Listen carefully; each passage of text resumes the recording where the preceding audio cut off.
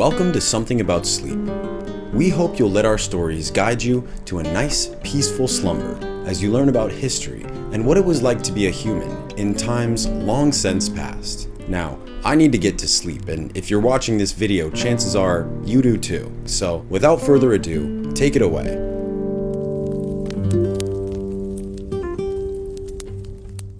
Thank you, sir. On tonight's episode, we will explore what it was really like to live during the Great Depression. So join me here by the fire and rest your weary eyes as I tell you a tale from long, long ago. Before you fall asleep tonight, imagine a small kitchen in America almost 100 years ago. The room is not grand. It is simple, narrow, and softly worn by use. A table sits near the centre, its surface marked by years of meals, elbows, homework, sewing, and quiet conversations. A kettle rests on the stove. A few dishes dry beside the sink. Outside the window, the street has gone still, not because everyone is peaceful, but because many people are tired in a way that sleep does not always fix. On a chair near the door, there might be a coat brushed carefully even though it is thinning at the cuffs. Beneath it, a pair of work boots wait for morning. The man who owns them may not know whether there will be work tomorrow, but he leaves them ready anyway. That small act matters. It says that the day is not yet lost. It says that hope, in the 1930s, often looked less like confidence and more like habit. Across the room, someone has saved a heel of bread for breakfast. A jar of beans may be soaking for tomorrow. Flour is measured carefully. Coffee, if there is coffee, is stretched thin. A mother may be calculating what can be made from what remains. A child may be listening from the hallway, old enough to feel worry in the room, but too young to understand the language adults use for it. This is one of the quiet mysteries of the Great Depression.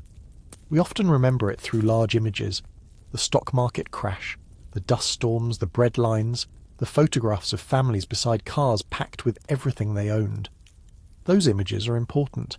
They show real hardship. But the Depression was also lived in smaller, softer moments. It was lived in patched socks, reused paper, shared soup, postponed dreams, and the careful decision not to ask for something because everyone already knew the answer. Tonight, we are going to move gently through that world, not in a rushed way, and not as a list of dates, but as a slow walk through daily life. We will visit city streets where men waited outside factory gates. We will step into kitchens where meals were stretched with skill and patience. We will sit in cold rooms where families gathered around radios. We will travel across dry farms, dusty roads, crowded camps, and small towns trying to endure. We will also notice the moments of tenderness that existed alongside hardship. Neighbours helping quietly, children making games out of almost nothing, families singing in the evening, and people protecting dignity in whatever ways they could. It is worth saying from the beginning that there was no single Great Depression experience. A factory worker in Detroit, a tenant farmer in Mississippi, a shopkeeper in Iowa, a child in New York, a Mexican-American family in California, a black schoolteacher in the South, a wheat farmer in Kansas, and a young man in a civilian conservation corps camp all lived through the same decade differently. Some lost homes, some lost savings. Some found work through relief programs. Some survived because of gardens, relatives, churches, or neighbours. Some were helped by public programs, while others were left out or treated unfairly. The real history is wide, uneven, and deeply human. So as you listen, allow the story to unfold slowly. Let it be less like a lecture and more like an old photograph coming into focus. If you feel like it, leave a comment with where you are listening from and what time it is in your part of the world. There is something comforting about imagining people in different cities, different countries, and different time zones all settling down with the same quiet piece of history. And if you enjoy calm history stories like this, you can gently like the video, subscribe, and leave a comment before you drift off. It helps this little channel reach others who may also want a peaceful place to listen, learn, and rest. Tonight's story is not only about hunger or unemployment, it is about the daily work of continuing. It is about how people woke up when the future felt uncertain. It's about how families measured flour, shared coats, repaired shoes, saved seeds, stood in lines, listened to the radio, and found small ways to believe in tomorrow. So let us begin with the world before the fall, when many Americans thought the future was opening wider, not closing in. To understand what the Great Depression felt like, it helps to spend a little time in the years just before it. The 1920s are often remembered as bright, loud and restless. In the popular imagination, they are filled with jazz music, dance halls, automobiles, electric signs, department stores, radios, motion pictures, and advertisements promising a modern life filled with convenience. For some Americans, that image was close to reality. Cities grew. New household goods entered the market. More families bought cars. Installment credit made it possible to purchase items that would once have required years of saving.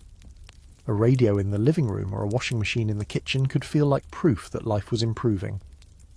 But prosperity in the 1920s was not evenly shared. Many farmers struggled through most of the decade. Agricultural prices had fallen after the high demand of World War I, and farm debt weighed heavily on rural communities. Many black Americans faced segregation, violence, and exclusion from opportunity. Immigrants and industrial workers often lived with insecurity. In the South, sharecroppers and tenant farmers were frequently trapped in cycles of debt. In Appalachia, mining communities knew hard times before the nation called it a depression. There were people who never experienced the 1920s as roaring at all. Still, the public mood in many newspapers, advertisements, and political speeches leaned toward confidence. The future seemed mechanical, electric, fast, and promising. A family might buy a radio on credit and believe it was joining the modern age. A young person might leave a farm for a city job and imagine a life with more choices than their parents had known. A shop owner might expand inventory because customers seemed willing to spend. A bank might lend money because growth felt normal. Credit made life feel larger than cash allowed. A family could buy furniture, appliances, or clothing and pay in installments. This was not always irresponsible. For many, it was a way to access goods in a changing economy. But it also meant that confidence had become part of daily finance. People borrowed because they believed wages would continue. Businesses expanded because they believed customers would keep buying. Investors bought stocks because prices seemed to rise with the logic of their own. At the same time, warning signs existed beneath the shine. Wealth was concentrated. Wages did not rise equally for all workers. Farm income remained weak. Some industries produced more than consumers could buy. Banks, especially smaller banks, could be vulnerable.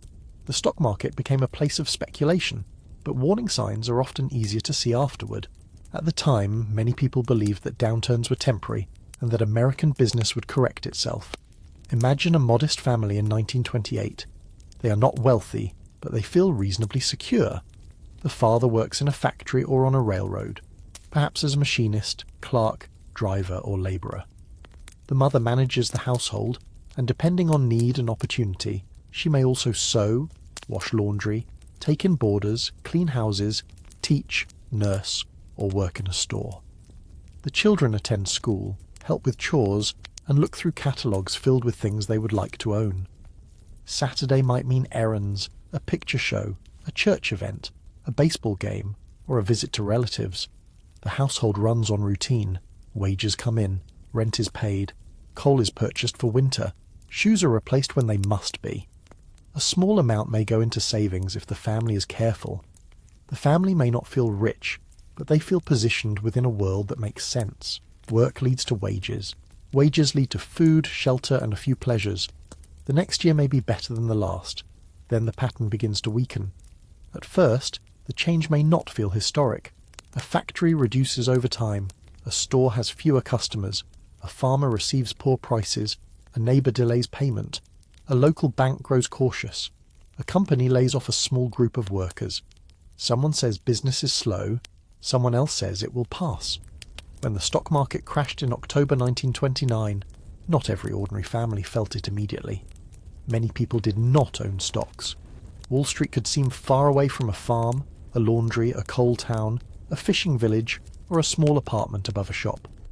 But the crash damaged confidence, and confidence was one of the hidden beams holding up the economy. Banks became nervous. Businesses cut back. Consumers spent less. Investors lost fortunes. Credit tightened. Fear moved outward. For ordinary people, the depression often arrived not as one single blow, but as a series of reductions. First the hours were cut. Then a worker was told not to come in on Fridays. Then the factory closed for a week. Then a department was dismissed. At home, the new coat was postponed. Meat was served less often. The The doctor was avoided if possible. A child was told that there would be fewer presents this year. The family did not yet call itself poor. It simply adjusted. Adjustment is one of the major words of depression life. Families adjusted meals, expectations, clothing, heating, education, travel and pride. They adjusted slowly at first, believing the trouble would end. Many Americans had lived through downturns before. Older relatives remembered earlier panics and recessions. People told themselves that business would return in spring, or after harvest, or after the bank steadied, or after the election. But as months became years, adjustment became a way of life. The early 1930s brought bank failures, business closings, falling wages, farm foreclosures, and mass unemployment. A family that had felt secure in 1928 might be standing in a relief line by 1932. A man who had once described himself by his trade now had to describe himself as out of work. A woman who had once bought groceries freely now carried a list so exact there was no room for impulse. Children learned which questions not to ask. The Depression did not only take money, it took predictability. That may have been one of its deepest wounds. When people can predict tomorrow, they can plan, and planning gives the mind a place to rest. But when every day begins with uncertainty, even the quietest home can feel unsettled. A job, a bank account, a farm, a store or a rented room could all seem less secure than they once had. This is why the Great Depression cannot be understood only through financial charts. It has to be felt as a change in the weather of everyday life. People still woke up, cooked, cleaned, taught children, tended animals, repaired machines, went to church, listened to music, and sat together at night. But under these ordinary actions was a new question. How long can we keep going this way? For millions, that question began each morning with the search for work. In a normal time, morning gives direction. A person wakes because there is a job to reach, a train to catch, a field to tend, a shop to open, or a shift to begin. During the Great Depression, many people still woke early, but the day did not always offer a place to go. This created one of the saddest routines of the decade, getting ready for work that might not exist. A man might rise before dawn, shave carefully, wash at the basin, and put on the best shirt he could spare. His shoes might be worn, but he brushed them. His jacket might be thin, but he straightened it. He left the house not because he had been hired, but because staying home felt unbearable. To sit at the table while children watched would make the absence of work too visible. So he walked. In industrial cities, men gathered outside factory gates, docks, warehouses, railroad yards, construction sites, and employment offices. They stood in lines before hiring bosses, foremen, and posted notices. Some had worked for years. Some were skilled tradesmen, some were young and strong, some were older and frightened that age now counted against them. The Depression placed them side by side, asking all of them to wait. The waiting could be cold, especially in winter. Hands stayed in pockets, hats were pulled low, men shifted from foot to foot, a few smoked if they had tobacco. Someone might make a joke, someone else might mutter that the factory had taken on only 3 men yesterday. They watched doors and faces. When a foreman appeared, the line tightened. Every person tried to look useful, sober and ready. If 2 men were chosen, the rest had to leave with dignity. That was not easy. Some walked to another factory. Some went to a municipal relief office. Some looked for day labour unloading freight, digging, cleaning lots, moving coal, or repairing roads. Some simply walked because walking was free and made the time pass. Women searched for work too, though the story was often described differently. Many women had always worked, especially working-class women, black women, immigrant women, widows, and single women. They worked as teachers, nurses, telephone operators, clerks, waitresses, domestic workers, laundry workers, seamstresses, factory workers, and farm labourers. Married women who sought paid work could face criticism because many believed scarce jobs should go to men. But hunger did not follow that rule. If a household needed wages, a woman's earnings could be the difference between rent and eviction. Domestic work expanded for some and disappeared for others. A woman might clean houses for families only slightly better off than her own. She might take in washing, ironing, sewing, or boarders. She might sell baked goods, eggs, vegetables, or handmade items. Much of this work happened quietly, in kitchens and back rooms, and was rarely celebrated as employment. yet it helped families survive. For unemployed men, the emotional burden could be severe. In many families, masculinity and respectability were tied to steady work. A man who wanted to provide but could not find a job often carried shame for a crisis he had not created. The Depression forced millions to separate personal worth from economic usefulness, and that separation was painful. A father might leave in the morning and return in the afternoon with nothing. At the doorway he might pause, gathering himself before entering. Inside, his wife may already know by his face. The children may know by the absence of groceries or coal. No one has to ask. He hangs up his coat, washes his hands, and the family continues. This silence mattered. Families often protected each other through what they did not say. A wife might avoid asking too directly, because she did not want to deepen his humiliation. A husband might avoid describing the line, the rejection, the foreman's indifference, or the younger man chosen instead. Children might stay cheerful because they sensed the room needed cheerfulness. Some people did have jobs, but the security of employment changed. Workers accepted wage cuts. Hours were reduced. Pay could be delayed. A teacher might receive a reduced salary or be paid in warrants. A factory worker might fear that complaining would cost him his place. A person with steady work often felt grateful, but also anxious. The job had to be protected. The unemployed developed maps of possibility. They knew which factories sometimes hired at dawn. They knew which relief office had shorter lines. They knew which bakery might give away yesterday's bread, which church served meals, which warehouse needed extra hands after a delivery, and which neighbourhoods were worth canvassing for odd jobs. The city became a landscape of rumours. Rural unemployment looked different but carried similar uncertainty. A farm family might not be unemployed in the urban sense because there was always work to do, but work did not guarantee income. A farmer could labour all day and still fall behind on taxes or debt. A tenant farmer could produce a crop and remain in debt after settlement. A hired hand could be dismissed when a landowner had no cash. In agricultural regions, the line between working and surviving was thin. Young people faced an especially narrow future. A young man leaving school might find no opening. Apprenticeships were scarce. Entry-level jobs disappeared. Marriage was postponed because a household required income. A young woman might remain with parents, take domestic work, or help support siblings. Dreams did not always vanish, but they were folded away. Many people travelled for work. Some rode freight trains, illegally and dangerously, because they could not afford tickets. Some walked highways. Some left home alone so there would be one fewer mouth to feed. Teenagers also took to the road, a fact that troubled parents and reformers. The image of the wandering man with a bundle became familiar, but behind that image were individual stories of displacement. The search for work changed time itself. When a person is employed, hours are organised by tasks. When a person is unemployed, time can become heavy and shapeless. People fought this by creating routines. They looked for jobs in the morning, repaired things in the afternoon, read newspapers carefully, tended gardens, visited relief offices, or performed chores. Activity helped preserve dignity. There were also small economies of exchange. A barber might cut hair for vegetables. A mechanic might repair a car for firewood. A doctor might accept payment later, or in eggs, or not at all. A seamstress might mend clothing in return for milk. These exchanges did not replace wages, but they softened the absence of cash. Relief offices became part of daily geography. Applying for help could be humiliating.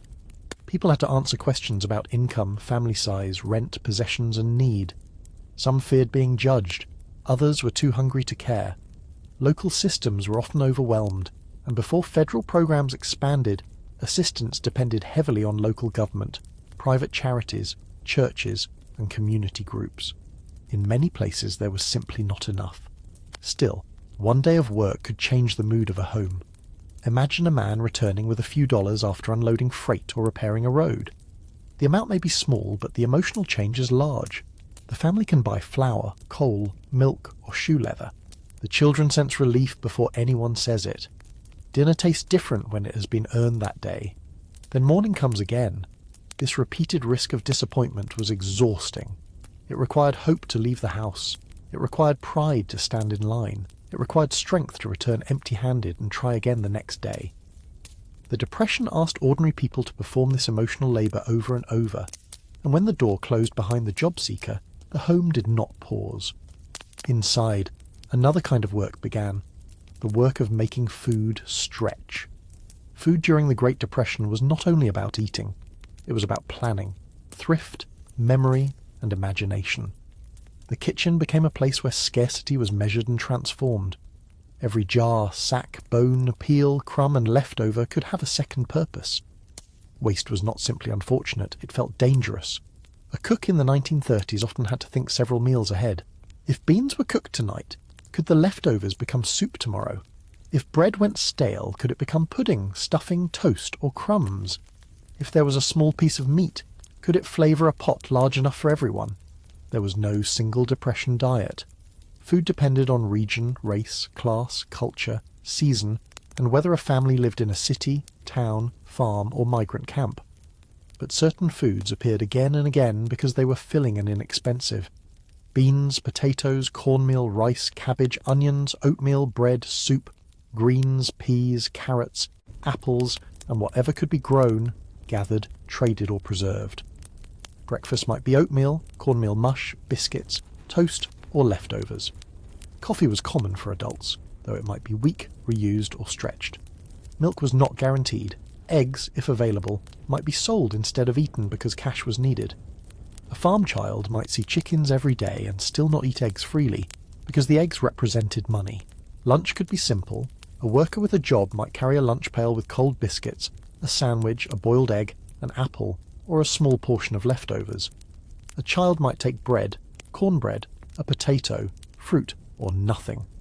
Teachers noticed hunger. Children noticed who had lunch and who did not.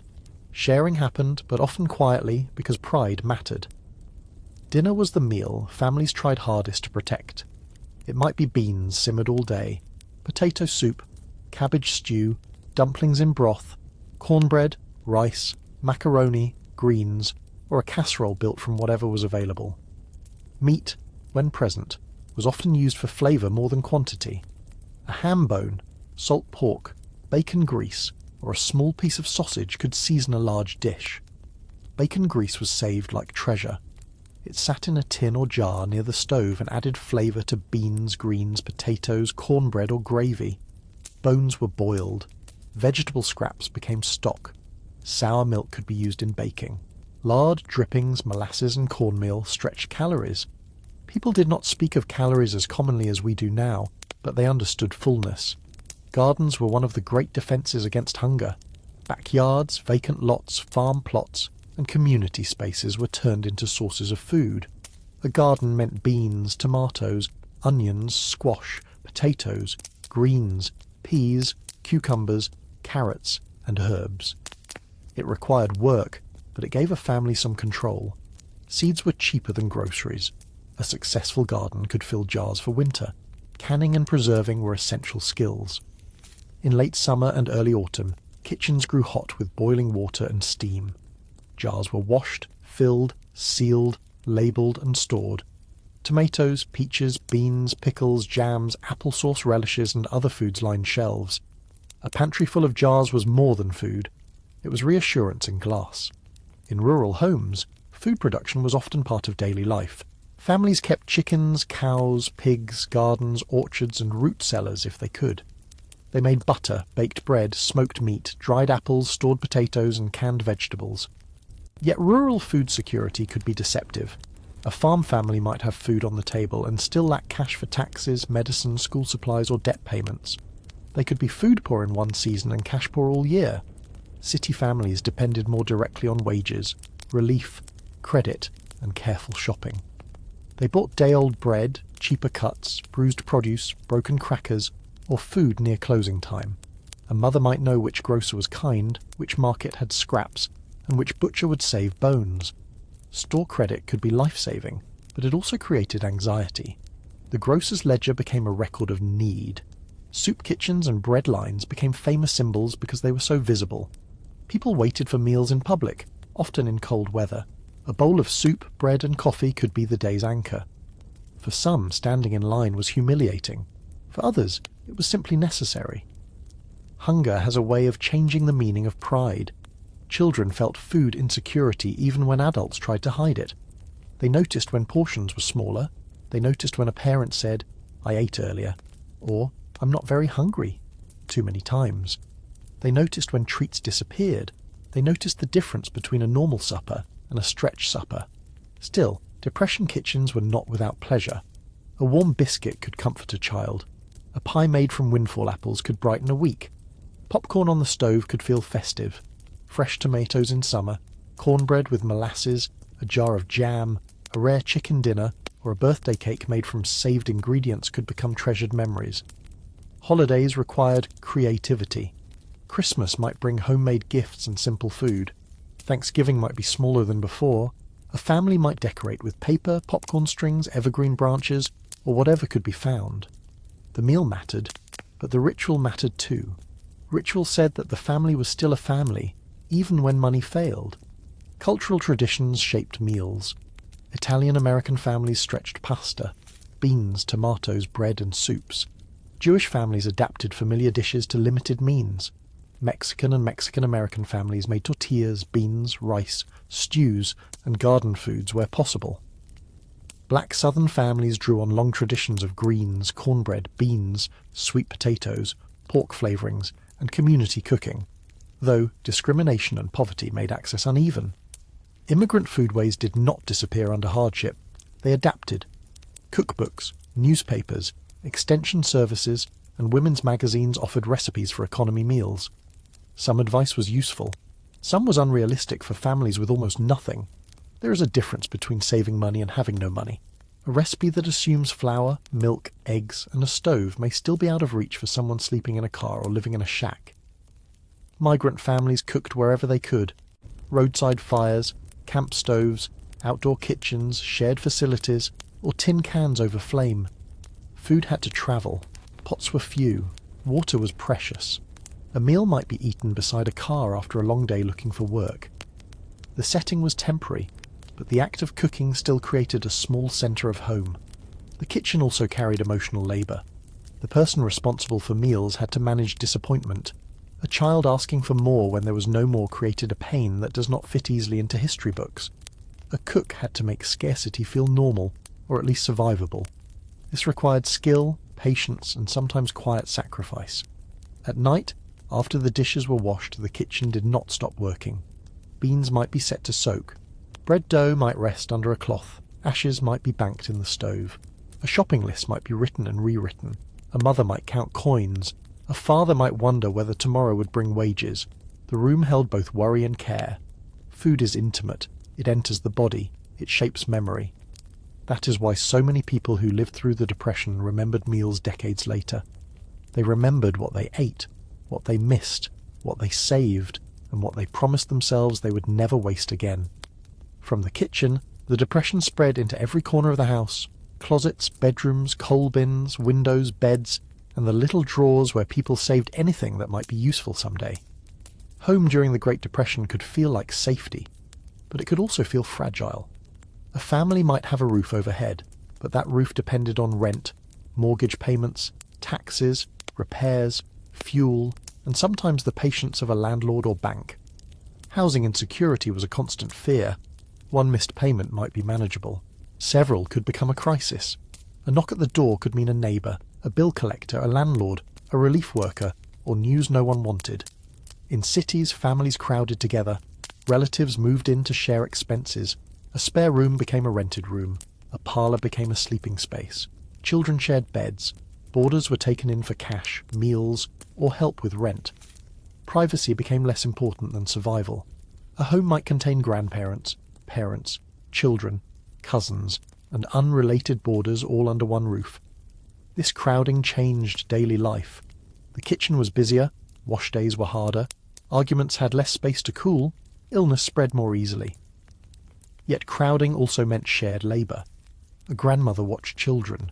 An uncle brought in occasional wages. A boarder paid enough to keep the lights on. A household could be tense and necessary at the same time.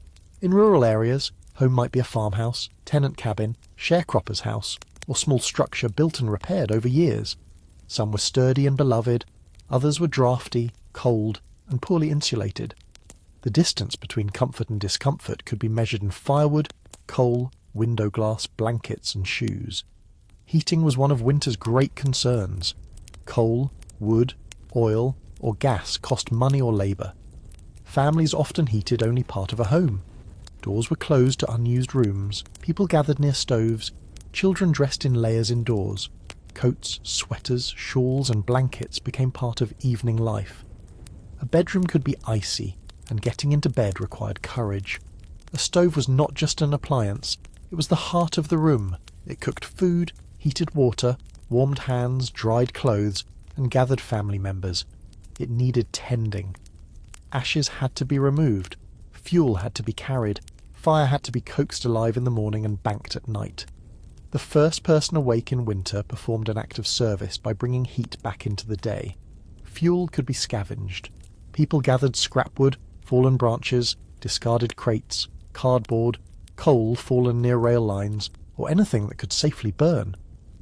This could be dangerous or frowned upon, but necessity changed behaviour. A child sent to collect kindling learned to see value in what others overlooked. Clothing was repaired with almost sacred attention. A coat could be relined, a dress could be turned, pants could be patched, socks were darned, buttons were saved, shoes were resoled, stuffed, patched or passed down. A garment moved from churchwear to schoolwear to workwear to rags. Nothing completed its life too quickly. Flour sacks and feed sacks became especially important in many households. Once emptied, they could be washed and turned into dresses, shirts, aprons, towels, curtains, underclothes, quilts, and dishcloths. Some manufacturers printed sacks in attractive patterns because they knew families reused the fabric. This is one of those small details that shows how scarcity reshaped even packaging. A sewing kit was a tool of survival. Needles, thread, scraps, buttons, hooks, snaps, and thimbles allowed a household to extend the life of clothing. Sewing was not always leisurely. It could be urgent. A child needed something presentable for school. A father's work pants had torn. A winter coat had to last one more year. Mending was love under pressure. Laundry required labour, especially without modern machines. Clothes were soaked, scrubbed, boiled, rinsed, wrung, hung, dried, and ironed. In winter, laundry froze on lines. In apartments, it filled rooms with dampness. Soap was used carefully. Wash water might be reused. Clean clothes mattered because they helped preserve dignity, especially when poverty was visible in other ways. Cleanliness was not always easy, but many families fought hard for it. A swept floor, a scrubbed table, polished shoes, combed hair, and neat clothing could say, "We are still respectable." This mattered in a world where receiving relief or wearing patches could make people feel judged. Order became a defence against shame. Furniture was repaired, chairs were glued, tables were sanded, mattresses were restuffed, curtains were remade, rugs were braided from rags, cracked windows were patched with cardboard, paper, cloth or tin. Newspapers lined walls against drafts. Old jars became storage. Coffee cans held nails, buttons, grease or pencils. Every object had possible future value. String was saved, paper bags were folded, wrapping paper was reused, tin foil was smoothed, nails were straightened, wood scraps were kept. A box was never just a box. It might become storage, kindling, a child's toy, or part of a repair. Eviction was one of the most painful public events of the Depression. Furniture placed on a sidewalk made private hardship visible to everyone. Neighbours might watch helplessly. In some places they helped move belongings back inside or pressured landlords. These acts showed that housing was not only a private issue, it was a community wound. Some people ended up in makeshift settlements often called Hoovervilles, a name used by critics of President Herbert Hoover. These shanty towns appeared near cities, rail yards, rivers, dumps, and vacant land. Homes were built from scrap lumber, cardboard, tar paper, tin, and salvaged materials. Conditions were difficult, but residents often created order. Swept spaces, small stoves, arranged beds, shelves, and sometimes flowers planted in cans. A poor shelter could still be a home. People placed belongings carefully. They hung cloth for privacy. They cooked, cleaned, told stories, and tried to make a place recognizable. Poverty does not erase the human need for order and belonging. Light mattered too. Many urban homes had electricity, but bills had to be paid. Rural electrification expanded later in the 1930s, but many rural families still relied on kerosene lamps, lanterns, and daylight. Even with electric lights, children were told not to waste power. A light left on in an empty room could feel like money leaking away. Water shaped daily work. Some homes had indoor plumbing, others depended on pumps, wells, buckets, outhouses, and heated water. Bathing might be weekly. Children shared bath water. Water for laundry, dishes, animals, and cooking had to be carried and heated. The convenience of turning a tap was not universal. At night, the Depression homes settled into layered quiet. Adults might read bills, mend clothing, or listen to the radio. Children slept under quilts made from old garments. A stove cooled slowly. Outside, a train whistle or car engine might sound distant and lonely. The house held fear, but it also held care. Home was where the Depression became personal. It was where national crisis became cold fingers, thin blankets, patched knees, and the smell of beans on the stove. It was also where families protected one another from the full force of uncertainty. And within those rooms, children were growing up, learning lessons they would carry for the rest of their lives. For children, the Great Depression was not an event in history. It was simply the world adults had given them.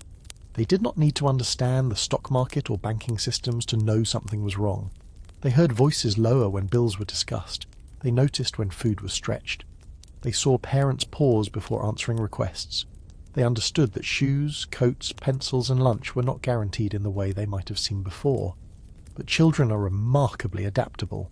Many who grew up in the Depression remembered hardship, but they also remembered play, siblings, school, pets, chores, radio programs, summer evenings, and the small joys that survived. Childhood narrowed, but it did not disappear. A city child might wake to streetcars, footsteps in the hall, neighbours arguing softly, and the smell of coffee from another apartment. A rural child might wake to roosters, a cold floor, animals needing feed, and a long walk to school. A migrant child might wake in a tent, car, or camp, not always knowing how long the family would stay. Clothing was one of the clearest signs of scarcity. Hand-me-downs were normal. A younger child wore an older sibling's coat, shoes, dresses, shirts, or overalls. Garments were let out, taken in, patched, and passed along again. A child might know exactly where a patch came from, and which cousin had worn the coat before. Shoes carried special importance. Children grow quickly, and shoes were expensive. A pair too small caused pain. A pair too large could be stuffed. Soles were repaired with cardboard or leather. In warm weather, children sometimes went barefoot to save shoes for school or church. The first day in new shoes could feel like luxury. School gave structure, but attendance was uneven. Some children left early to work, help at home, care for siblings, or because clothing and supplies were lacking. Rural children missed school for planting, harvest, weather, or chores. Migrant children moved too often for steady education.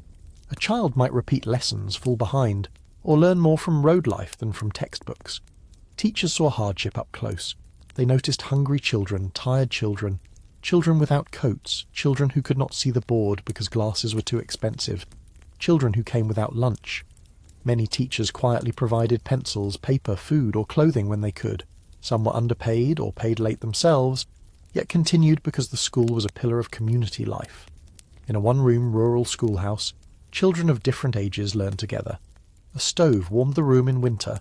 Older students helped younger ones. Lessons might include reading, arithmetic, handwriting, geography, history, and recitation.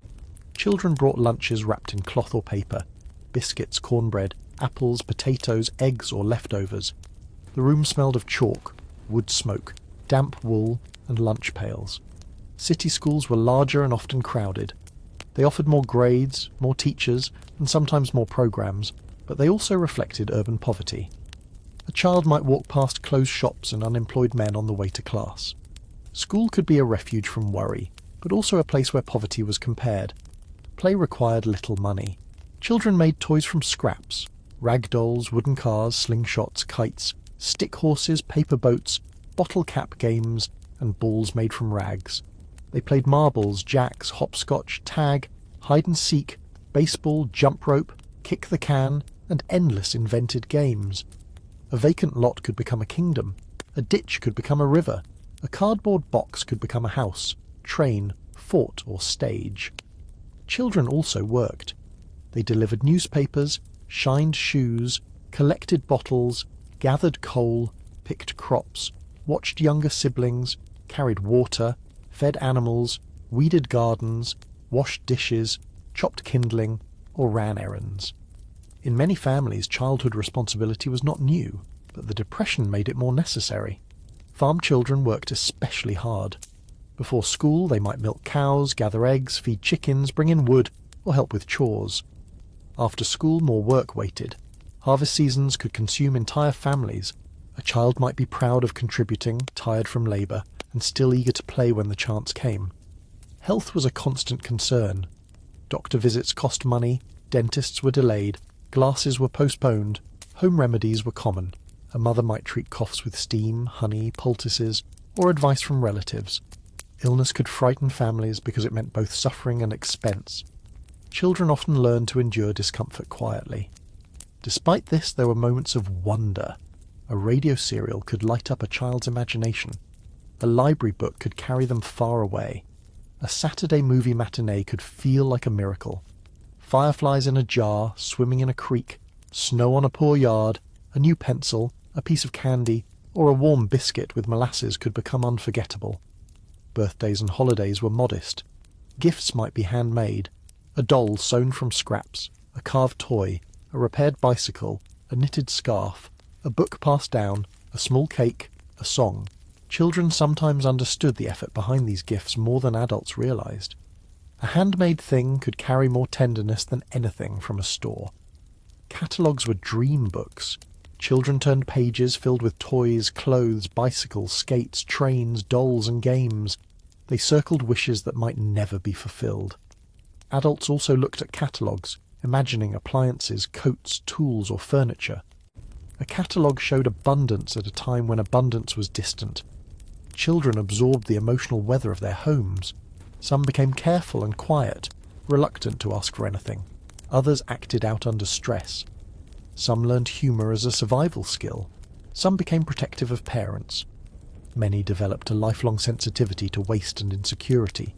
They also learned social differences. They knew which classmates had better lunches, which wore new clothes, which received relief, which lived in crowded rooms, which had radios, and which families were considered respectable. Poverty can make children observant in ways adults underestimate. Yet children often protected one another. A child with lunch might share without making a show of it. A teacher might arrange help discreetly. A neighbour might send clothing through a relative so the receiving family could pretend it was ordinary. Dignity was preserved through small kindnesses. For migrant children, life was especially unstable. They attended different schools or none at all, worked in fields, slept in temporary shelters, and watched parents search for wages. Some remembered the road as frightening. Others remembered open skies, new landscapes, and the adventure of movement. Both memories could be true. The Depression generation learned early that adults were not all powerful.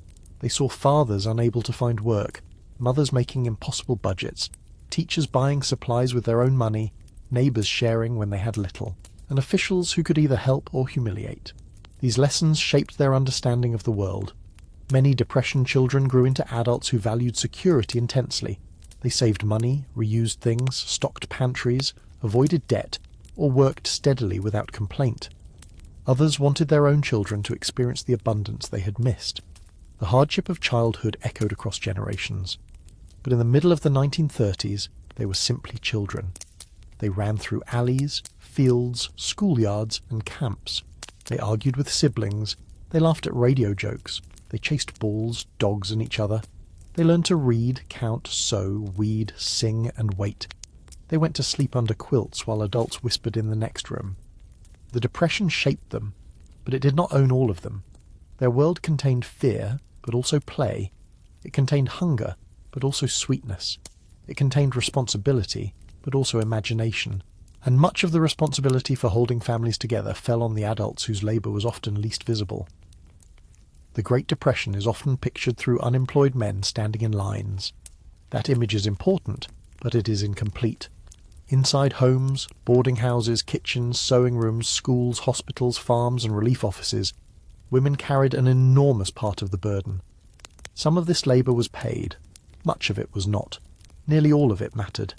In many households, women managed the daily economy. They planned meals, stretched ingredients, repaired clothing, preserved food, cared for children, tended gardens, cleaned, washed, nursed the sick, negotiated with grocers, took in laundry, rented rooms, and found ways to make a home function when money was scarce. This work did not always appear in employment statistics, but it was central to survival. A woman might begin the day before anyone else. She coaxed heat from the stove, prepared breakfast, packed lunches if there was enough, woke children, checked clothing, and planned errands around the day's needs. She might then wash laundry by hand, mend garments, care for a baby, tend a garden, stand in a relief line, visit a store to ask for credit, cook dinner, clean dishes, and sew by lamplight. This was not sentimental labour. It was practical, physical, and mentally demanding. To make a meal from little requires skill. To keep children clothed without money requires skill. To maintain dignity in a household under pressure requires emotional discipline. Women also earned income. Married women, widows, single women, black women, immigrant women, and working-class women often worked because the household required it.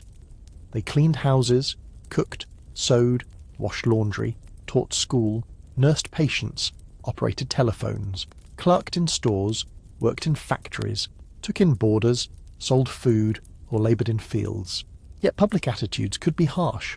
Some argued that married women should not hold jobs while men were unemployed. In certain places, policies discouraged or restricted married women's employment.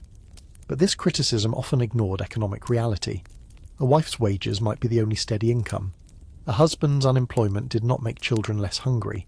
Domestic service remained one of the largest areas of paid work for women, especially black women and immigrant women. It could involve cleaning, cooking, childcare, laundry, and long hours. Pay was often low and treatment varied widely. Some employers were kind, others exploited desperation. For a domestic worker, someone else's household became the place where she earned money to support her own. Taking in laundry was common but difficult. It required water, soap, heat, time, and strength. Clothes had to be scrubbed, boiled, rinsed, wrung, dried, ironed, folded, and returned. The work could damage hands and exhaust the body. It also brought strangers' garments into already crowded homes. Yet it produced cash, and cash mattered. Borders changed the home economy. A widow or family might rent a room and provide meals. This could help pay rent or taxes, but it also meant cooking more, cleaning more, and sharing space. A woman managing borders had to balance hospitality, boundaries, and survival. On farms, women worked in the house and outside it. They gardened, milked, gathered eggs, fed animals, preserved food, helped with harvest, sewed, cooked for crews, and managed children. Their labour could be taken for granted because farm work was often described as family work. But without it, many farms could not function. Motherhood during the Depression carried specific pain. Mothers often tried to shield children from anxiety while having little control over the conditions causing it. They skipped meals, patched clothing, invented explanations, and said no gently. They noticed when a child needed shoes, when a cough worsened, when a teacher hinted at hunger, and when an older child understood too much. Pregnancy and childbirth could be difficult in families without money for medical care. Some births happened at home with midwives, relatives, or doctors paid later. New babies required cloth, milk, warmth, and care. A newborn could bring joy and fear at once. Women's networks were essential.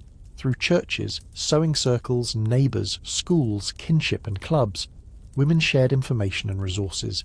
They knew who needed food, who had extra clothing, who was sick, who had lost work, who had a baby coming, and who was too proud to ask for help.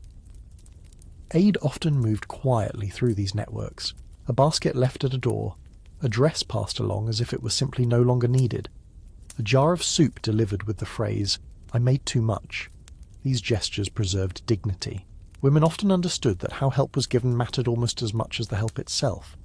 Women also participated in public life.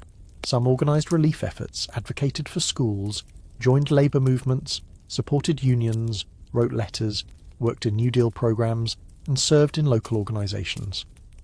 Eleanor Roosevelt became a highly visible figure who travelled widely, listened to people, and advocated for relief, youth programmes, and social reform. But beyond famous names, countless local women carried out practical civic work. New Deal work programmes created some employment for women. though often fewer opportunities than for men, and frequently in gendered roles. Sewing rooms, school lunch programs, clerical work, health projects, education projects, arts programs, and relief administration employed women in various places. These jobs could provide wages and social purpose. The emotional expectations placed on women were heavy. They were often expected to remain calm, resourceful, and hopeful even when they were frightened. A mother might hold the household mood together because if she collapsed, everyone would feel it. A wife might comfort an unemployed husband while privately worrying about rent. A daughter might become a second mother to younger siblings. Not all households fit traditional patterns. Single women supported themselves. Widows raised children. Grandmothers led households. Older daughters left school to work. Black women often laboured both inside and outside their homes under conditions shaped by racism and economic necessity. Mexican-American and immigrant women faced language barriers, discrimination, and family responsibilities. Women's depression experiences were diverse. Some marriages were strained by unemployment and poverty. Arguments over money increased. Delayed marriage was common among young adults. Some couples lived with relatives longer than expected. Yet hardship could also deepen partnership. A couple might become a team of improvisation, one searching for wages, the other stretching resources, both trying to protect children. There were quiet forms of beauty in women's labour. A quilt made from old clothes could warm a bed and preserve family history. A dress sewn from a feed sack could be made attractive with care. A simple meal could be served neatly. A clean shirt could help a man face another day of job searching. A child's hair ribbon, washed and ironed, could make poverty feel less visible. These details may seem small, but small things were the material of dignity. The Great Depression asked women to make stability out of instability. Many did so without applause. Their work was often hidden because it happened in the places history tends to overlook: kitchens, washrooms, gardens, sick rooms, church basements, and sewing baskets. To understand Depression life, we have to see this labour clearly. The nation survived not only through public programs and economic recovery, but through millions of daily acts of management, care, repair, and endurance. And beyond the home, in fields and plains, another struggle was unfolding between people, soil, weather, and survival. Rural America entered the Great Depression with old wounds. Many farmers had been struggling since the 1920s. During World War I, agricultural demand had been high, and some farmers expanded production, bought land, purchased machinery, or took on debt. After the war, prices fell. Debt remained. By the time the national economy collapsed, many farms were already under pressure. Farming is a life built around uncertainty. Weather, markets, pests, disease, machinery, credit, and timing all matter. A farmer can work with discipline and still lose. During the 1930s, too many uncertainties turned against farmers at once. Crop prices fell sharply. Wheat, cotton, corn, milk, and livestock often sold for painfully low amounts. A farmer might produce a good crop and still not earn enough to pay debts and taxes. This is one of the hard truths of agricultural depression. Labour does not guarantee income. The field may be full and the account book may still be empty. Debt shaped rural life. Mortgages, equipment loans, store credit, seed loans, and taxes all had to be paid. A family could reduce spending, but it could not stop the calendar. Interest accumulated. A bank or creditor might be patient for a while, but patience had limits. Farm foreclosure became a terrifying possibility. Tenant farmers and sharecroppers were especially vulnerable. They often did not own the land they worked. Their survival depended on agreements with landowners, crop yields, credit, and market prices. In the South, many black sharecroppers faced exploitative systems and racial discrimination that limited legal and economic options. Poor white tenants also struggled, though race shaped experiences and opportunities in sharply different ways. A farm auction was a painful public ritual. When a family could not pay debts, livestock, tools, household goods, or land might be sold. Neighbours gathered to watch the dismantling of a life. In some places, people held penny auctions, bidding tiny amounts to prevent outsiders from taking property and allowing the farmer to keep or regain it. These actions became symbols of rural solidarity, though they did not happen everywhere. Daily farm life remained laborious. Cows needed milking, chickens needed feeding. Fields needed ploughing, planting, cultivating and harvesting. Fences broke, roofs leaked, machinery failed, children helped. A farm family could be exhausted even when cash income was almost non-existent. Food was both easier and harder on farms. A family might have gardens, chickens, milk, pigs, and preserved goods. This could protect them from some forms of hunger, but cash was still required for taxes, medicine, clothing, machinery, salt, sugar, coffee, kerosene, and school supplies. A farm could feed the body while failing the bank. Then drought turned hardship into disaster across parts of the Great Plains. The Dust Bowl was not the entire Great Depression, but it became one of its most powerful images. It affected parts of Oklahoma, Texas, Kansas, Colorado, New Mexico, and nearby regions. Its causes were complex: drought, high winds, fragile soils, and farming practices that had removed native grasses which once held soil in place. Overcultivation and overgrazing left land vulnerable. When rain failed and wind rose, the exposed earth lifted into the sky. Dust storms could be terrifying in their scale. The horizon darkened. A wall of dust approached. Daylight dimmed. Birds and animals grew restless. The sky turned brown, grey, black, or red, depending on the soil and light. Families rushed to close windows, cover cracks, bring in children, and protect animals. Wet sheets were hung over windows and doors, but dust still entered. It entered everything: beds, dishes, cupboards, lungs, hair, clothing, food, machinery, and water. People woke with dust on pillows. Meals tasted gritty. A table cleaned in the morning could be dusty by noon. Children coughed. Eyes burned. Livestock suffered. Cars stalled. Crops withered or were buried. During a severe storm, lamps might be lit at midday. A mother might tie a damp cloth over a child's face. A father might struggle to reach the barn. The house creaked under wind. Dust hissed against walls. Outside, fences disappeared. Inside, people waited. After the storm, the cleaning began. Dust was swept, shoveled, wiped, shaken, and carried out. It drifted like snow against doors and fences. It filled ditches. It covered equipment. People cleaned knowing another storm might come. This repetition wore down the spirit. Drought also changed the emotional relationship to land. Many families loved the plains. They had built homes, planted trees, raised children, buried relatives, and trusted the soil. To see that soil blow away was not only economic loss, it was grief. The land seemed to be leaving. Not everyone left. Many Dust Bowl families stayed because they had roots, obligations, no money to travel, or hope for rain. Staying required endurance. Leaving required a different kind of courage. Both choices could be painful. Government efforts eventually promoted soil conservation, shelter belts, contour ploughing, crop rotation, and changes in land management. The crisis helped teach the nation that soil was not an endless resource. It needed care. The Dust Bowl became an environmental warning as well as a human tragedy. For those who left, the road became the next chapter. Families packed cars and trucks with mattresses, tools, clothing, pots, photographs, food, children, and whatever hope could fit. They headed toward places rumoured to have work, especially California. The word Okie became attached to many migrants, though not all were from Oklahoma. It was often used dismissively, a reminder that poverty could turn neighbours into outsiders. Before the road, there was the decision.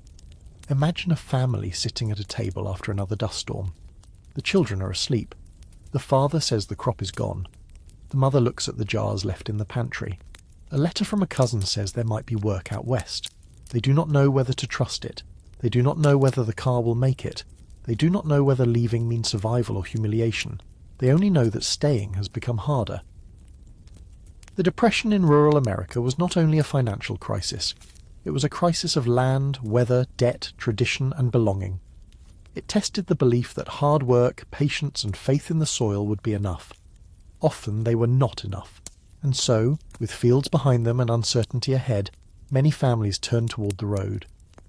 The Great Depression set people in motion. Some moved a few miles, some crossed states, some rode trains without tickets, some walked, some packed everything into cars and followed rumours of work. Movement could look like adventure from a distance, but for most people it began with loss. Leaving home was not easy.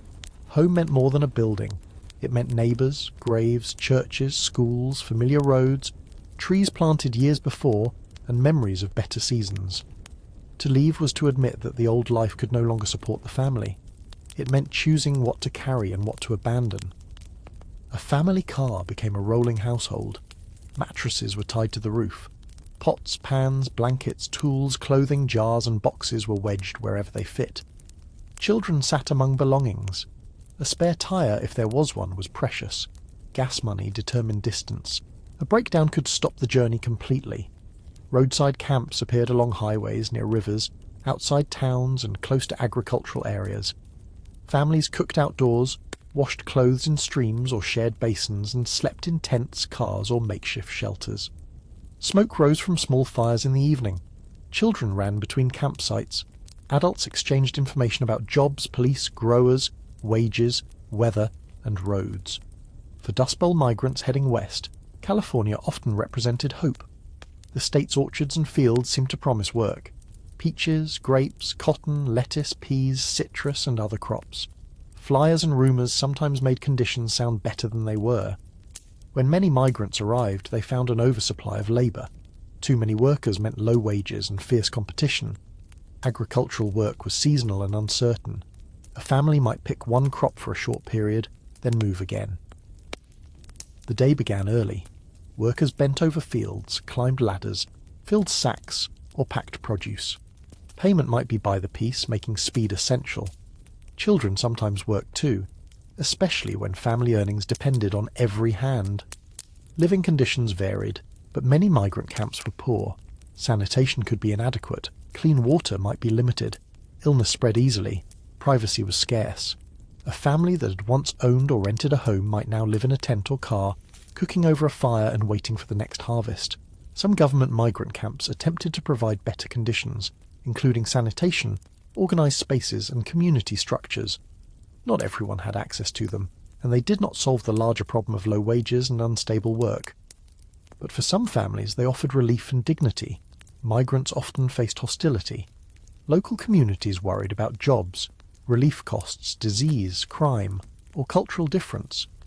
Poor newcomers were sometimes treated as if poverty itself were a moral failing. Families who had once been respected in their own towns found themselves judged by strangers. Single men travelled too. Many rode freight trains in search of work.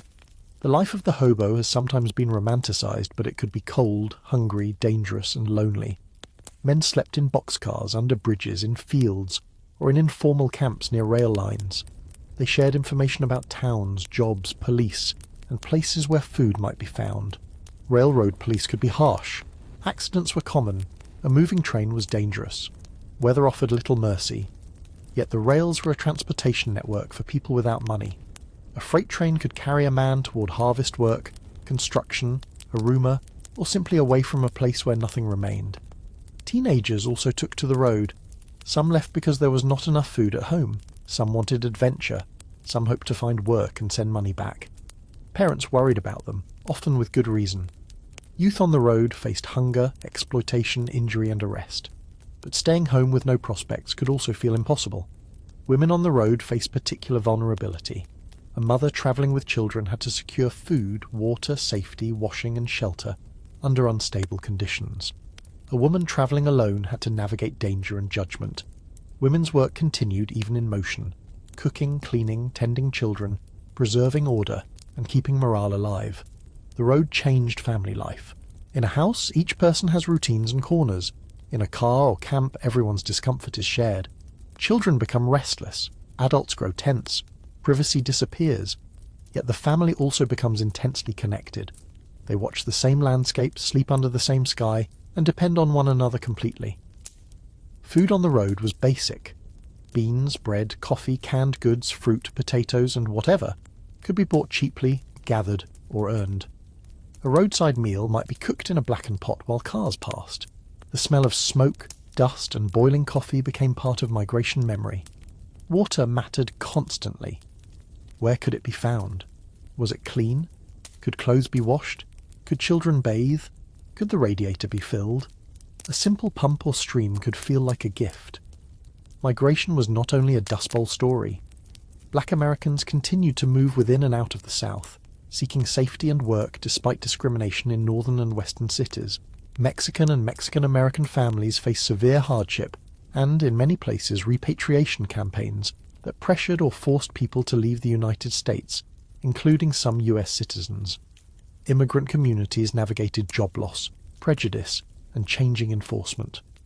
The road was shaped by race, citizenship, language, and local power. For those arriving in cities, migration might mean sleeping with relatives, renting a room, entering a mission, or living in a shanty town. City work could be just as scarce as rural work. The newcomer had to learn new lines, new offices, new neighbourhoods, and new rules. Letters linked migrants to home. A family might write back describing work honestly or gently hiding the worst. A letter could bring news of illness, foreclosure, marriage, birth, or rain.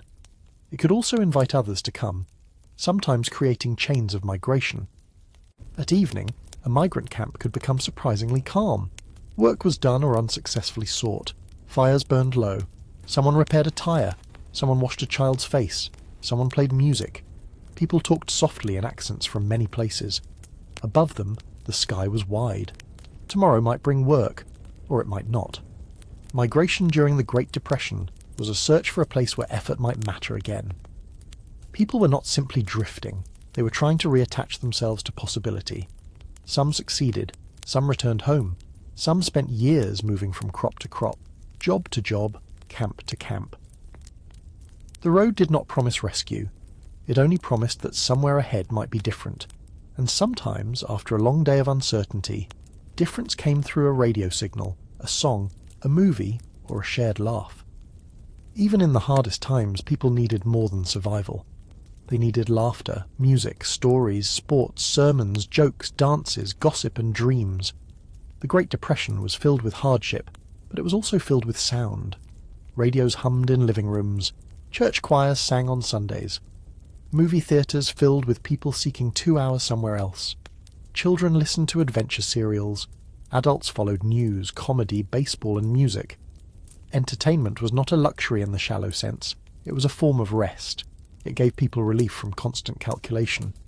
For a little while, the question was not how much flour remained or whether the rent could be paid, but what would happen next in the story. The radio became one of the most important objects in American homes. Not every family owned one, and electricity was not universal, but radio spread rapidly. Families gathered around it in the evening the way earlier generations had gathered around a hearth. Its voices made the world feel both larger and closer. Comedy programs brought laughter into rooms that needed it. Dramas and serials carried listeners into mysteries, romances, westerns, and adventures. Music programs brought jazz, swing, classical country, gospel, and popular songs. News broadcasts connected people to national events. Religious programs offered comfort. Sports broadcasts created excitement. A radio evening had ritual. Chairs were pulled near. Children sat on the floor. Someone mended clothing while listening. Someone shelled peas or sorted beans. The room dimmed as the program began. The radio glowed. A voice from far away entered the home with surprising intimacy. Presidential radio addresses, often called fireside chats, became part of the era's emotional landscape. Not every listener agreed with every policy, but many appreciated hearing national problems explained in a calm, direct voice. In a time of rumour and fear, explanation itself could be comforting. Movies offered visual escape. Theatre tickets cost money, but many people tried to afford them when possible. Some theatres offered low prices, double features, cartoons, newsreels, serials, or promotions. A movie palace, even a modest one, could feel bright and luxurious compared with daily life. The experience mattered as much as the film. The marquee lights, the posters, the ticket window, the darkening room, the hush before the picture, the newsreel showing distant events, the cartoon making children laugh, the feature opening onto a world of glamour, danger, romance, music, or comedy. For a while, audiences could sit together in the dark and share a dream. Hollywood in the 1930s produced musicals, comedies, westerns, gangster films, dramas, and romances. Some films acknowledged hardship, others ignored it completely. Both approaches had audiences. Sometimes people wanted to see their struggles reflected. Sometimes they wanted beauty, elegance, and a happy ending. Music moved through daily life. Swing bands, jazz, blues, gospel, folk, country and regional traditions all carried emotion. Songs told of love, travel, work, sorrow, faith, humour and home. In migrant camps, music preserved identity. In churches, hymns strengthened endurance. On porches, a guitar or fiddle could make a poor evening rich. Dancing gave the body a way to remember joy. Community dances, barn dances, school events, church socials, dance halls and informal gatherings allowed people to move, meet and forget themselves for a while. Clothes might be patched, but people dressed as well as they could. A dance was not only entertainment, it was social life. Games filled evenings at little cost. Cards, checkers, dominoes, puzzles, word games, riddles, storytelling and charades required almost nothing. Children played outdoor games until dark. Adults gathered with neighbours. A table with cards could become a small island of normal life. Reading mattered too. Libraries were precious because they offered free access to books, newspapers and magazines. A library was warm, quiet and dignified. People read novels, newspapers, farm bulletins, household advice, religious works, and magazines passed from person to person. Newspapers provided job listings, comics, political news, sports, advertisements, and a sense of connection. Comics were especially important for everyday relief. A strip in the newspaper could provide a small laugh at breakfast or in the evening. Humour does not end hardship, but it interrupts it. Churches offered worship and social life. Choir rehearsals, youth groups, suppers, holiday programs, lectures, and charity events brought people together. Faith communities gave people language for suffering and responsibility for one another. Church basement could become a dining hall, relief centre, classroom, or meeting place. Home entertainment required imagination. Families told stories, sang, read aloud, listened to elders, played music or performed little skits. Children put on shows. Adults remembered earlier days. Storytelling cost nothing and preserved identity. A family that could tell stories had not lost its past. Celebrations continued, though often simply. Weddings might involve borrowed clothes, homemade food, coffee, cake and a church room. Birthdays might mean one small gift and a song. Holidays might be decorated with paper chains, popcorn, evergreen, candles or handmade ornaments. The celebration said, "We still mark time. We still honour one another." Sports brought excitement. Baseball was followed on radio and in newspapers. Local teams mattered. Children played with improvised equipment. Boxing matches, horse races and college sports drew attention. A game allowed people to care about something with a beginning, middle and end. Entertainment was shaped by segregation and discrimination. Many black Americans were excluded from white theatres, clubs, parks and public spaces. Yet black communities built rich cultural worlds through churches, newspapers, clubs, theatres, schools, music and social organisations. Immigrant neighbourhoods maintained their own languages, songs, foods and celebrations. Mexican-American communities, Jewish communities, Italian communities, Polish communities, Chinese communities, and many others used culture to preserve belonging. The Depression did not make people stop wanting beauty. If anything, beauty became more necessary. A song could make a room feel larger. A movie could make the week bearable. A joke could release tension.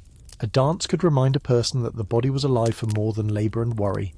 At night, after the radio clicked off, the room returned to its ordinary size. The bills remained, the cupboards remained, the uncertainty remained. But the family had laughed, listened, or dreamed together. That mattered. And while entertainment helped people endure emotionally, larger public efforts were beginning to reshape the national response to suffering. By 1933, when Franklin D. Roosevelt became president, the Depression had reached a frightening depth. Banks had failed. Unemployment was widespread. Farms were in crisis. Cities and towns were overwhelmed by need. Many Americans wanted more than promises. They wanted action. The New Deal was not a single program. It was a broad set of laws, agencies, reforms, experiments and work projects created over several years. Some were designed for immediate relief. Others aimed to reform banking, agriculture, labour, housing and financial systems. Some were popular, some were criticised. Historians still debate their effectiveness and limits. But for ordinary families, the most immediate question was simple. Would these efforts bring work, food, wages, or security? One early crisis involved banks. Before Roosevelt took office, many banks had closed or restricted withdrawals. People feared losing savings. Some had already lost them. The bank holiday and banking reforms were meant to stabilise the system and restore confidence. For a family, the technical details mattered less than the hope that money in a bank might be safe again. Trust did not return overnight. People who had watched banks fail often remained cautious for life. They hid cash at home, saved carefully, and distrusted promises. The creation of federal deposit insurance helped reassure depositors, but memory was stronger than policy. Work relief became one of the most visible parts of the New Deal. Programs such as the Civilian Conservation Corps, Works Progress Administration, Public Works Administration, and others put people to work in different ways. The names can be confusing, but the lived meaning was clear. A job, even a temporary public job, could restore wages and dignity. The Civilian Conservation Corps, or CCC, employed young men in conservation work. They planted trees, fought soil erosion, built trails, improved parks, worked on flood control, and performed outdoor labour. Enrollees lived in camps, received food and shelter, earned wages, and often sent much of their pay home. For a young man from a hungry household, the CCC could change life. He might gain weight from regular meals. He might learn discipline, skills, and confidence. His family might depend on the money he sent. The camps were not perfect, and experiences varied, but many remembered them as meaningful. Imagine a CCC camp in the morning. Young men rise to a schedule. Breakfast is served in a mess hall. Boots hit the ground. Tools are loaded. Work crews move into forests, parks, fields, or hillsides. At night, letters are written home. A mother reads one slowly, relieved that her son is fed. The Works Progress Administration, or WPA, became one of the largest work relief programs. It employed millions over time on roads, bridges, schools, libraries, parks, sidewalks, airports, public buildings, sewing rooms, arts projects, theatre, music, writing, and historical records. Many communities still contain structures or improvements from WPA work. A WPA job was not charity in the old sense, it was work. That distinction mattered. A man building a road, a woman sewing garments, an artist painting a mural, a writer recording local history, a labourer constructing a school, all could say they were earning wages and producing something useful. Wages were often modest and jobs were not always permanent. Critics argued that programs were too expensive, inefficient, political, or insufficient. Supporters argued they prevented suffering and created public goods. For families, the debate was often secondary to the paycheck.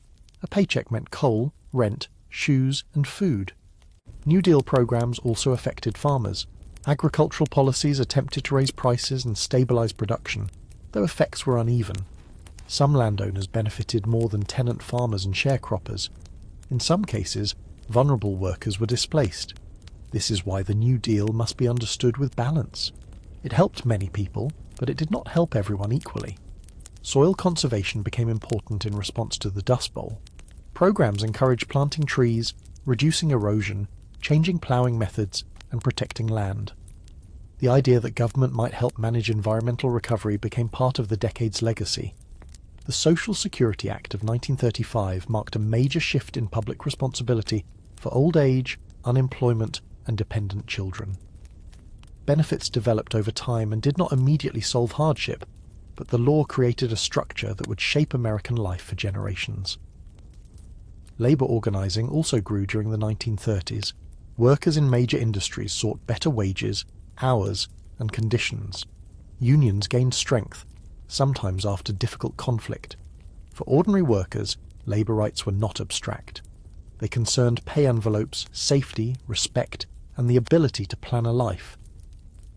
In daily life, New Deal programs were seen locally. A road crew appeared, a school was repaired, a park shelter was built, a post office mural was painted, a bridge went up, a sewing room provided work, a relative joined the CCC, a neighbour got WPA employment, a farmer received assistance. The federal government, once distant in many people's daily lives, became more visible.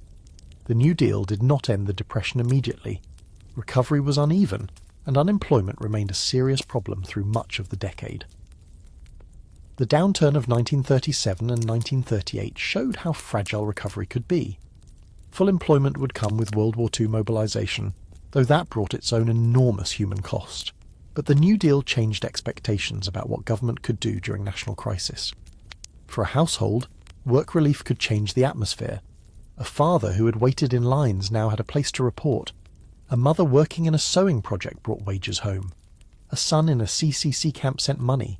Children saw adults with purpose again. The family still lived modestly, but time had structure. Purpose is important. Unemployment does not only remove income, it removes routine, identity and usefulness. Work relief restored some of that. A person came home tired from labour, not exhausted from rejection. That difference mattered, yet many people remained inadequately helped. Discrimination affected access. Local officials sometimes distributed relief unfairly. Agricultural and domestic workers, many of whom were black, Mexican-American, immigrant or female, were excluded from some protections. Relief could humiliate as well as help. The New Deal was ambitious, but it operated within the inequalities of its time. A balanced view recognises both truths. New Deal programs brought relief, work and reforms to millions. They also had gaps, failures and exclusions. The lived experience depended on where a person lived, who administered programs locally, what kind of work they did, and how race, gender, class and citizenship shaped their treatment. Still, in towns across the country, public work left physical traces: a schoolhouse, a park trail, a stone wall, a bridge, a mural, a library, a road. These things carried the labour of people who had needed wages and produced something lasting. At sunset, a WPA crew might return dusty and tired. A CCC worker might sit in a bunkhouse writing home. A woman in a sewing room might fold garments made for families in need. These were ordinary acts within a national experiment. The Depression had revealed how quickly private security could collapse. The New Deal did not remove hardship, but it offered tools, wages, and a new language of public responsibility. And still, beneath federal programs, much survival depended on the oldest forms of support: neighbours, churches, families, and the quiet exchange of help. When we imagine the Great Depression, we often picture loneliness. A man in a line, a mother beside a road, a farmer in a dusty field. But many people survived because they were not entirely alone. Community did not solve everything. Communities could judge, exclude, gossip, and fail. Scarcity sometimes made people fearful or harsh. But community also provided food, shelter, information, companionship, and dignity. In many places, survival moved from hand to hand. Neighbours knew one another's circumstances. They knew who had lost work, whose children needed shoes, whose garden had done well, whose cow still gave milk, whose rent was overdue, whose son had gone west, whose mother was ill and who was too proud to ask for help. This knowledge could feel intrusive, but it also allowed aid to arrive before disaster became complete. A neighbour might bring eggs, soup, flour, firewood, clothing, or a job lead. Someone might repair a fence, fix a roof, watch children, lend a tool, help harvest, or share a ride. Labour was exchanged because cash was scarce. One family helped butcher a hog, another helped bring in hay. One woman shared canning jars, another mended a coat. Help was often disguised to protect pride. We had extra, someone might say, arriving with food. Everyone understood that extra did not always mean extra. It meant, please accept this without feeling ashamed. Churches were central. They offered worship, but also meals, clothing drives, relief committees, visits to the sick, youth activities and emotional support. A church basement could become a dining hall or distribution room. Hymns gave language to endurance. Sermons encouraged charity, patience, reform or faith. A congregation could become an informal safety net. Mutual aid societies, fraternal orders, ethnic associations, women's clubs, labour groups, and local charities also helped. Immigrant communities often supported members through shared language, religion, region, or culture. Black churches and community organisations were especially important in the face of segregation and unequal access to public support. Family networks stretched across distance. A relative on a farm might take in city cousins. A city household might host someone looking for work. Grandparents cared for children. Adult siblings shared rent. A few dollars arrived by mail. A letter invited someone to stay until things improved, even when no one knew when that would be. These arrangements were not always easy. Crowding caused strain. Extra mouths required more food. Pride made dependence painful. A family helping relatives might be struggling too. But kinship carried obligation. Letting family fall completely was often unthinkable. Letters were lifelines. People wrote about work, weather, births, deaths, illness, crops, wages, and hope. A letter might include $1 or two, a recipe, advice, a newspaper clipping, or a job rumour. Paper became a bridge between scattered lives. Community also carried information. During the Depression, a job lead was valuable. A neighbour heard that a road crew was hiring. A cousin knew of fruit picking.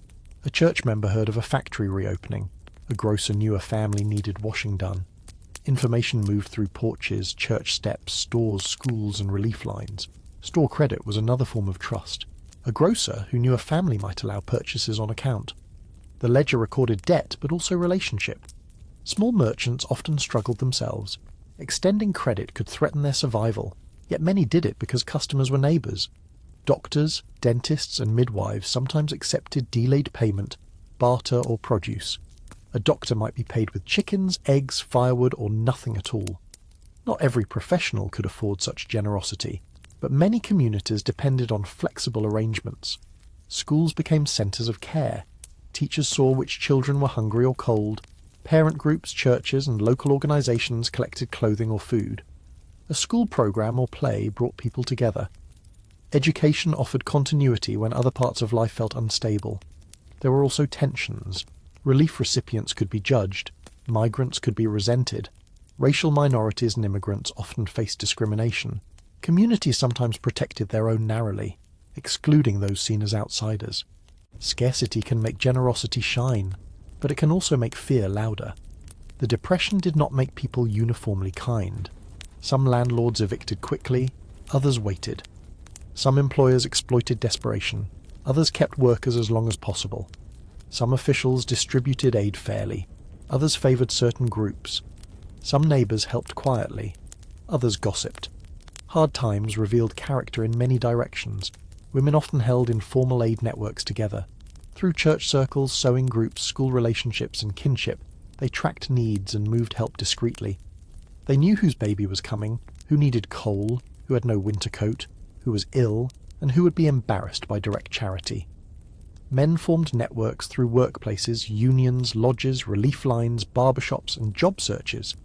They shared rumours, cigarettes, tools, rides, and advice. Standing in line together created temporary communities of waiting. Children participated too. They delivered baskets, shared lunches, passed along clothing, helped neighbours with errands, and absorbed lessons about dignity. A child might be told not to mention that a family needed help. Kindness required tact. Community celebrations continued. Weddings, funerals, baptisms, church suppers, school plays, harvest gatherings, and holiday events reminded people that life was not only crisis. Funerals especially revealed obligation. Even poor communities tried to honour the dead, bringing food, sitting with mourners, and helping with arrangements. In African American communities, mutual aid had special importance because public systems often treated black citizens unequally. Churches, newspapers, fraternal organisations, women's clubs, schools, and family networks helped people navigate both economic hardship and racial discrimination.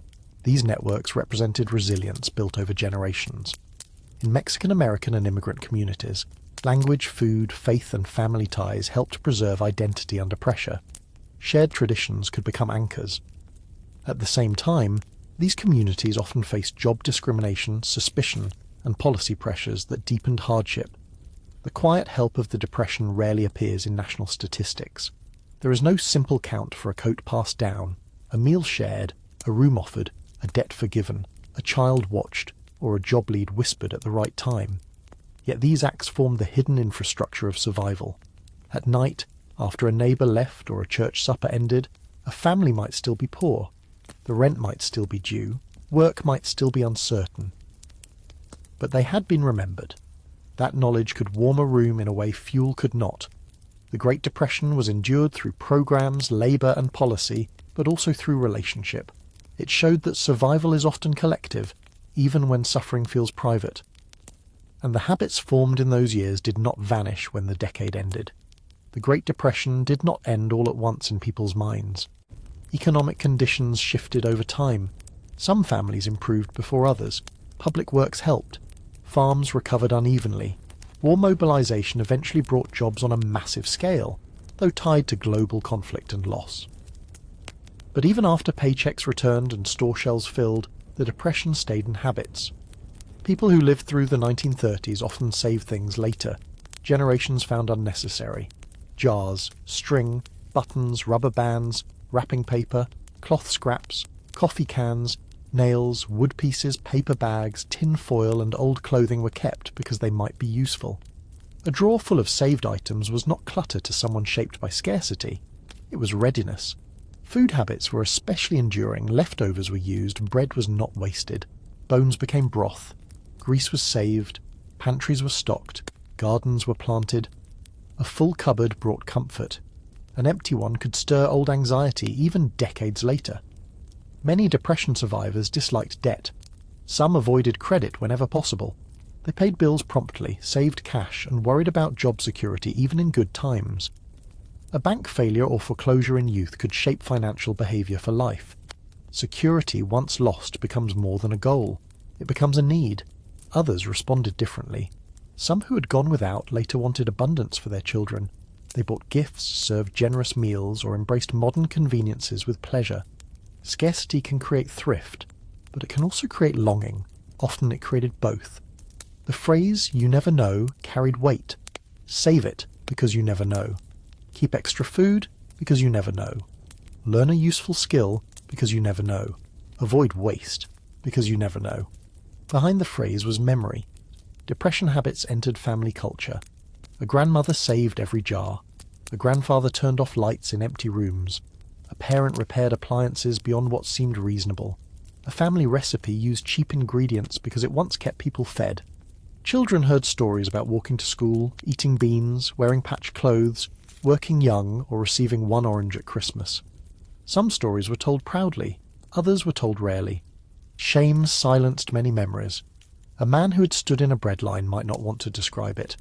A woman who had skipped meals for her children might mention it only once. A family that received relief might hide that fact. The Depression lived not only in stories but in silences.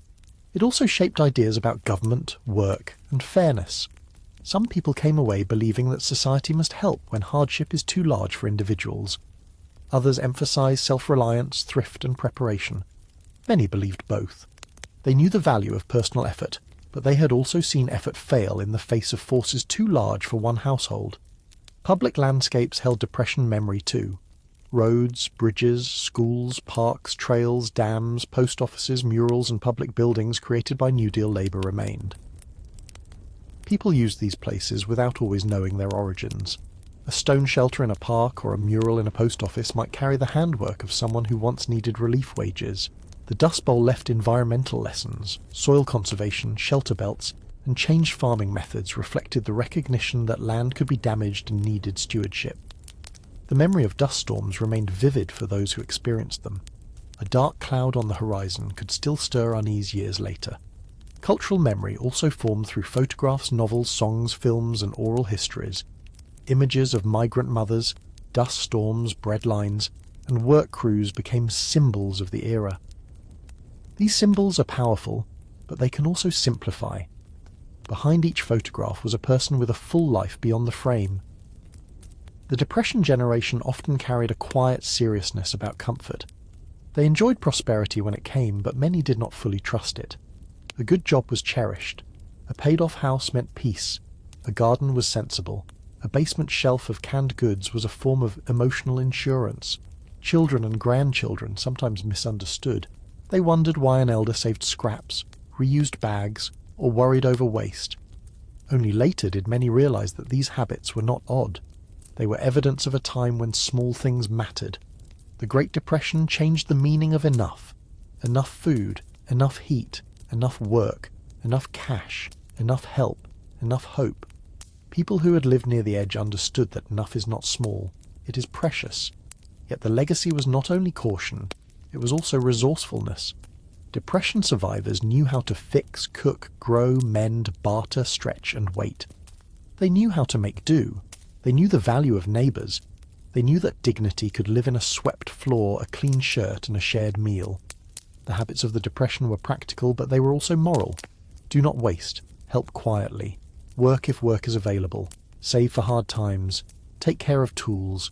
Feed children first. Keep promises. Do not assume tomorrow will be easy. Not everyone followed these lessons perfectly, of course. Human lives are complicated.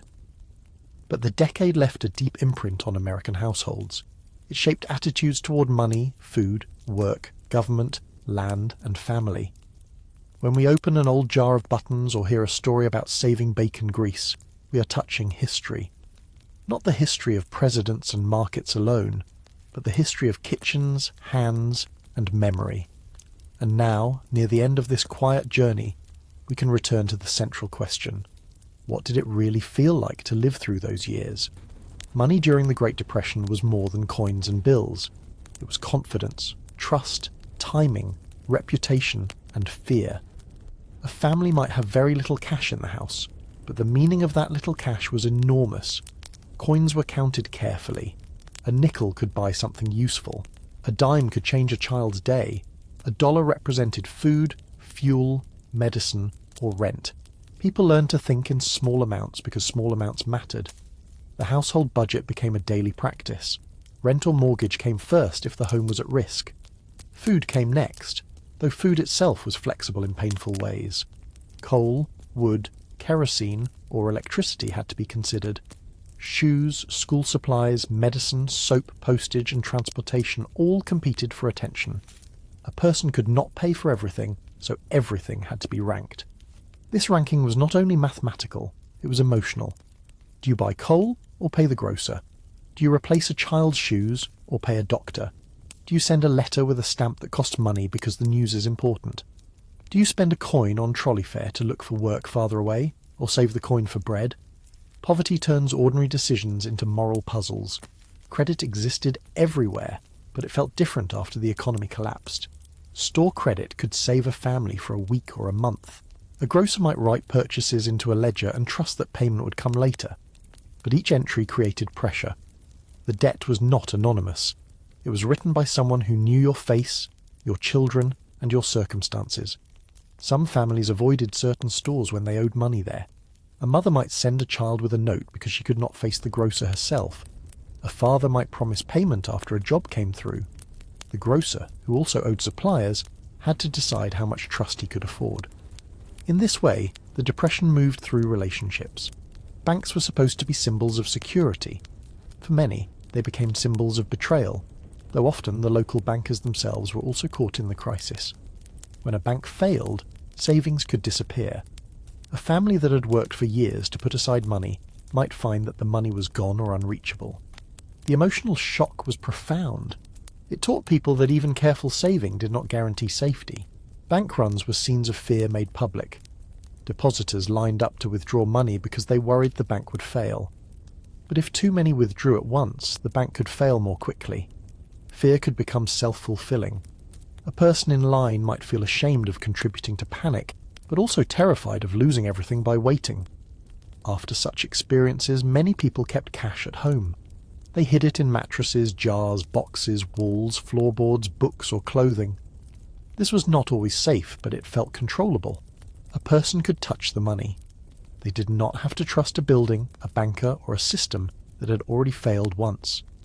Children sometimes learned where money was hidden, or sensed that some places in the house were not to be touched. A jar in the pantry might not contain food. A tin behind a stove might contain coins. A folded bill might be kept in a family Bible. These hiding places were practical, but they also carried anxiety. For farmers, credit often ran through local banks, merchants, crop liens, equipment dealers, or landowners. A bad harvest or low price could mean debt carried into the next season. The account book became a map of dependence. A farmer might owe for seed before planting and hope the crop would repay it months later. When crop prices fell, the future was already mortgaged. In cities, installment purchases from the 1920s became burdens for some families. A radio, furniture set, car, or appliance bought on payments could become difficult to keep when wages disappeared. Repossession was humiliating. An object that once represented progress could become a reminder of overextended hope. People developed strategies for handling money uncertainty. They pooled income. They delayed bills. They paid a little to several creditors to show good faith. They pawned watches, jewellery, tools, coats, or musical instruments. They borrowed from relatives. They sold furniture. They took in boarders. They cut every flexible expense before admitting the fixed ones could not be paid. Pawn shops became important in some cities. A person might pawn an object not because they wanted to lose it, but because they needed short-term cash. The pawn ticket represented a small chance of return. If wages came soon, the item could be redeemed. If not, it was gone. A wedding ring, a watch, a good coat, or a tool could carry both monetary and emotional value. Children absorbed money lessons early. They learned that asking for a penny could be complicated. They learned that adults counted change before leaving the house. They learned that debt created tension. Some became careful savers as adults. Others avoided talking about money because the subject carried old fear. Charity money and relief payments had their own emotional weight. A wage felt different from a handout, even if both bought food. Many people preferred work relief because it preserved the exchange between labour and pay. Receiving direct aid could feel like being measured and judged. Yet when need was great, families accepted what they had to accept. Cash also affected mobility. A person might hear of work 10 miles away but lack trolley fare. A family might want to leave for another state but lack gas money. A sick person might need a doctor but lack the fee. Poverty can trap people physically. Opportunity at a distance is not useful if you cannot reach it. The Depression made many Americans aware of how fragile financial systems could be. The money in a paycheck, the trust in a bank, the credit at a store, the value of a crop, the price of a stock, the rent on a room, all were connected. When one part failed, others weakened. Yet inside this complexity, daily life still came down to small acts. Counting coins on a table, folding a bill carefully, writing an amount in a ledger, postponing a purchase, telling a child not today, paying a little on account or saving a dime in a jar. Money during the Depression was never just money. It was heat, bread, shoes, medicine, pride, risk, and tomorrow. Health during the Great Depression was shaped by money, geography, nutrition, work, weather, and access. People became sick in the 1930s as they always had. Colds, influenza, infections, injuries, childbirth complications, dental problems, chronic pain, malnutrition, and diseases that are more manageable today. But illness felt different when money was scarce. A doctor's visit could mean not paying another bill. Medicine could compete with food. A day in bed could mean lost wages. A broken bone could threaten a family's income. Many families delayed care. They waited to see if a fever would pass, if a cough would ease, if a toothache could be endured, if a wound would heal. Home remedies were common. Steam, mustard plasters, poultices, herbal teas, castor oil, salves, broths, rest, and advice from mothers, grandmothers, neighbours, or local healers. Some remedies helped, some did little. Some were unpleasant enough to become family legends.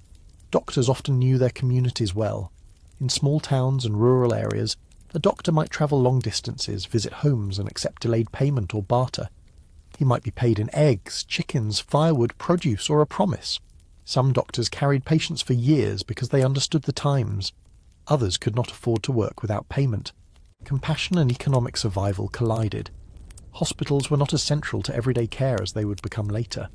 Many births still occurred at home, especially in rural areas or among families without money.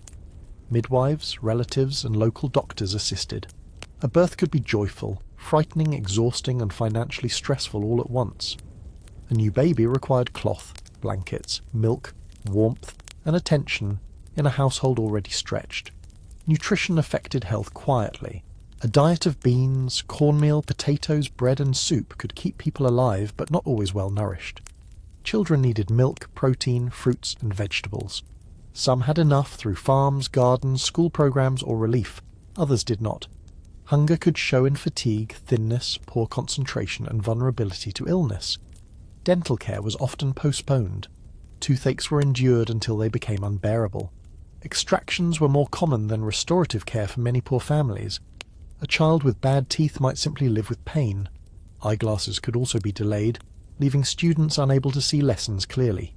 Hearing problems, injuries, and chronic conditions often went untreated. Work itself could damage health. Factory workers faced machinery, dust, noise, chemicals, repetitive labour and injury. Miners faced dangerous underground conditions. Farm workers bent for long hours in heat and cold. Migrant workers faced poor sanitation, long days and exposure. Domestic workers performed heavy cleaning and laundry. Unemployment harmed health in another way, through stress, poor nutrition and emotional strain. The Dust Bowl created specific health problems. Dust irritated lungs and eyes. Children and adults coughed. The term dust pneumonia was used for severe respiratory illness associated with dust exposure. Families hung wet sheets and covered faces, but fine particles were difficult to keep out. The act of breathing became part of hardship. Mental health was rarely discussed in the language we use today, but emotional suffering was real. Anxiety, shame, depression, sleeplessness, irritability, grief, and fear moved through households. A father unable to find work might become withdrawn. A mother under constant pressure might lie awake calculating. Children might sense danger without understanding it. People often framed these feelings as nerves, worry, weakness, exhaustion, or simply hard times. Community care filled gaps. Neighbours sat with the sick. Women brought soup. Churches visited families. Relatives took children if a mother was ill. Teachers noticed students who seemed weak. A local nurse, if available, could be invaluable.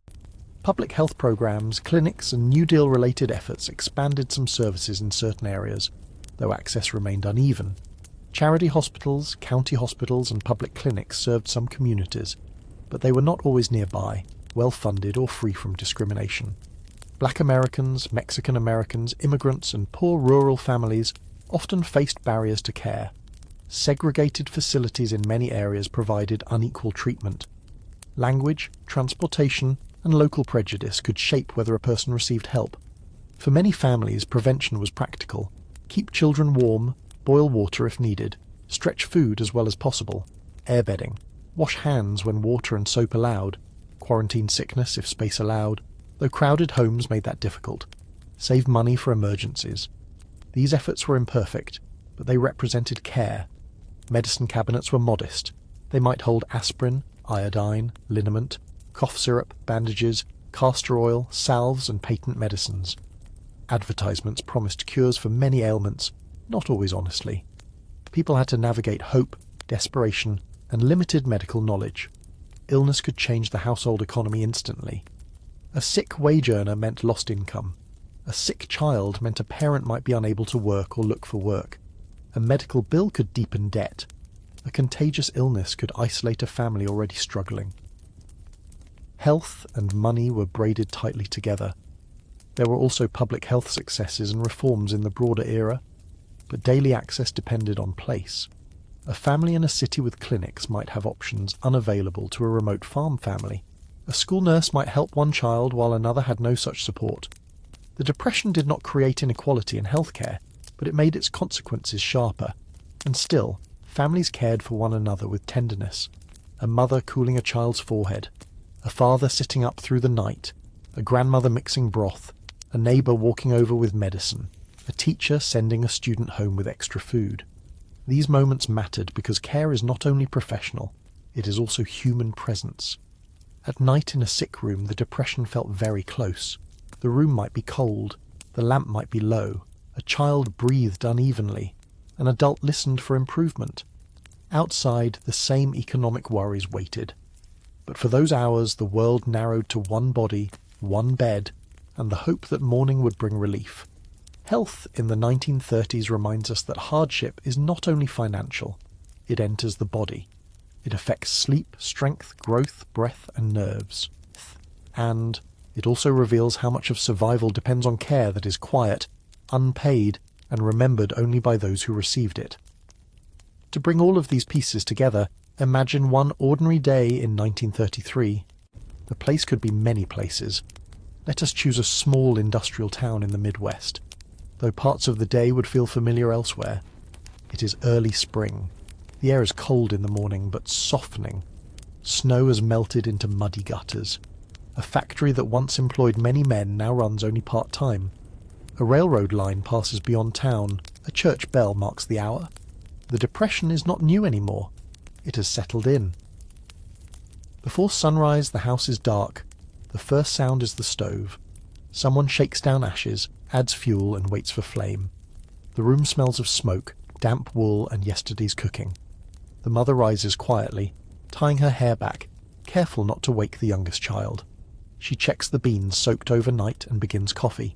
There is not much coffee left, so she uses it sparingly. The father sits at the edge of the bed for a moment before dressing. He has no regular job now, but there is a rumour that a crew may be needed near the freight yard. He dresses as if the rumour is true.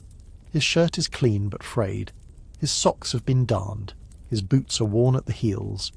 He puts a few coins in his pocket and avoids counting them again. The children wake one by one. The older boy carries enkindling. The younger girl rubs her eyes and asks whether there will be school. There will. School continues, and that is part of what keeps the week from falling apart. Breakfast is oatmeal, toast made from yesterday's bread, and weak coffee for the adults. The children receive what milk remains. No one says there is not enough. They simply eat. The mother saves a small portion for later, because leftovers are not accidental. They are planned. The father leaves before the children. At the door, his wife says, "Good luck," softly. The phrase is ordinary, but it carries more than luck. It means, "I know you're trying." It means, "Come home safe." It means, "I will manage here." He walks toward the freight yard with other men. Some he knows only from lines. They do not speak much at first. Breath shows in the air. A dog barks behind a fence. The factory windows are dark except for one office. Near the yard, a group has already gathered. A foreman may need men to unload freight if a shipment arrives. May is the important word. Back at home, the mother prepares the children for school. She checks the girls' hem, smooths the boys' hair, and wraps their lunches. One has cornbread and an apple. The other has bread with a little dripping. She wishes there were more. She tells them to bring the paper home if the teacher is done with it. Newspapers are useful. The children walk to school. On the way, they pass a clothes shop with a sign in the window. They pass men near the employment office. They pass another child whose coat sleeves are too short. No one comments. Children know what not to say. At school, the stove is warm. The teacher writes arithmetic on the board. She notices who seems tired. At lunch, children unwrap food. One child has nothing and says he forgot it. The teacher does not challenge him. Later, she finds a reason to give him crackers from her desk. The father waits at the freight yard. Hours pass. A few men leave to chase another rumour. He stays. Around midday, the foreman chooses 6 men. He is not one of them. The chosen men avoid looking too pleased. The others drift away. The father walks toward town, stopping at a bulletin board, then a hardware store, then the relief office. He hears that a road project may start next week. He writes down the location on a scrap of paper. The mother spends the late morning washing. Water is heated on the stove. Clothes are scrubbed, wrung, and hung. Her hands redden. She sets aside one shirt to patch later. A neighbour comes by with news. The church is collecting coats, and someone on Maple Street needs ironing done. The mother listens carefully. Ironing could mean a little money. At noon, she eats a small meal standing near the stove. She tells herself she's not hungry, though she is. Then she checks the pantry. Flour, beans, onions, potatoes, a little lard, salt, cornmeal, and 1 jar of tomatoes. She decides dinner will be bean soup with onions and cornbread. If she uses the tomatoes, the soup will taste brighter. She hesitates, then saves the jar for Sunday. In the afternoon, the children return. The boy brings newspaper pages. The girl brings a note about school supplies. The mother reads it and sighs quietly. Supplies cost money. She folds the note and places it under a cup so it will not be lost. The children do chores. The boy carries coal. The girl watches the youngest. Then they play outside with neighbours until called in. Their game uses a stick, a dented can, and rules that change whenever someone argues. They laugh loudly, as children do, because childhood finds space even in hard times. The father comes home near dusk. He has no wages. He carries the road project rumour like a small offering. His wife listens and nods. She does not show disappointment. He washes his hands longer than necessary. At dinner, the soup is thin but warm. The cornbread is good. The youngest asks for more, and the mother gives him some of hers. After dinner, the family gathers near the radio at a neighbour's house, because their own set has been unreliable. Several people sit together. A comedy programme begins. For 30 minutes, the room changes. Men who waited in lines laugh. Women who counted coins laugh. Children laugh because adults are laughing. The jokes are not enough to solve anything, but they are enough for that half hour. Walking home under the night sky, the family's quiet. The air smells of smoke and damp earth. A train passes in the distance. The father thinks of the road project. The mother thinks of ironing, school supplies, and whether the beans will stretch. The children think of the radio story and tomorrow's game. Before bed, the mother sets aside beans for another meal. The father places his boots near the door. The children sleep under quilts. The house cools slowly. Outside, the town is dark. Nothing dramatic has happened. No famous speech, no great disaster, no sudden rescue. But this is depression life. A day of waiting, working, stretching, helping, laughing briefly and preparing to try again. History is made of days like this. Quiet days, difficult days, days almost too ordinary to record. And yet, for the people who lived them, they were everything. The Great Depression is sometimes described as if it happened the same way everywhere, but place mattered deeply. A person's experience depended on whether they lived in a large city, a mill town, a mining camp, a farm county, a coastal port, a southern cotton region, a western migrant camp, a reservation, an immigrant neighbourhood, or a suburb losing its confidence. The national crisis was shared, but the local version had its own weather, economy, customs, and risks. In a large city, hardship was visible in crowds. Lines formed outside employment offices, relief agencies, missions, and soup kitchens. Street vendors tried to earn coins, newsboys called headlines.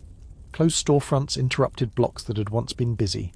Apartment buildings held families who were doubling up, taking boarders, or falling behind on rent. The city offered more institutions, but also more anonymity. A city resident might live within walking distance of a relief office, library, school, clinic, theatre, union hall, church, and several possible employers. That density created options, but also competition. Hundreds might chase the same job notice.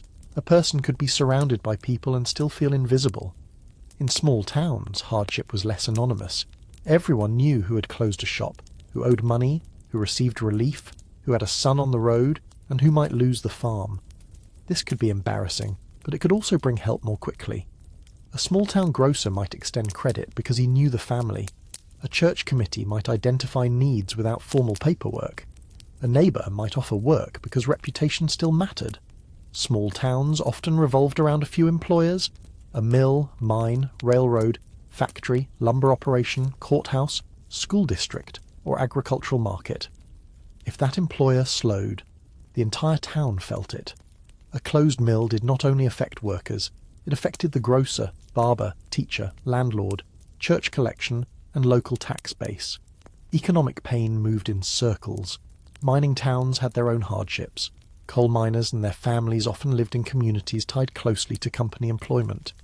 Dangerous work, wage cuts, layoffs, company stores, and labour conflicts shaped life. A miner without work could not easily turn land into food if the family lived in a company town with limited space. The rhythms of mines, rail shipments, and fuel demand determined household security. In the South, the Depression deepened poverty that had existed for generations. Cotton prices fell. Tenant farming and sharecropping systems trapped many families in debt. Segregation shaped every aspect of black life, from schools and medical care to relief access and employment. Poor white families also suffered greatly, but the burden of racial discrimination made black hardship more severe and often less visible in public narratives. In northern and midwestern industrial cities, black workers frequently faced last hired, first fired discrimination. Jobs that had opened during earlier migration could disappear quickly when white unemployment rose. Black churches, newspapers, fraternal groups, and family networks became vital sources of support. The Depression therefore intersected with a longer struggle for equal treatment and opportunity. In the Southwest and West, Mexican-American families faced unemployment, discrimination, and repatriation pressures. Some people of Mexican descent, including US citizens, were pressured or forced to leave during the 1930s.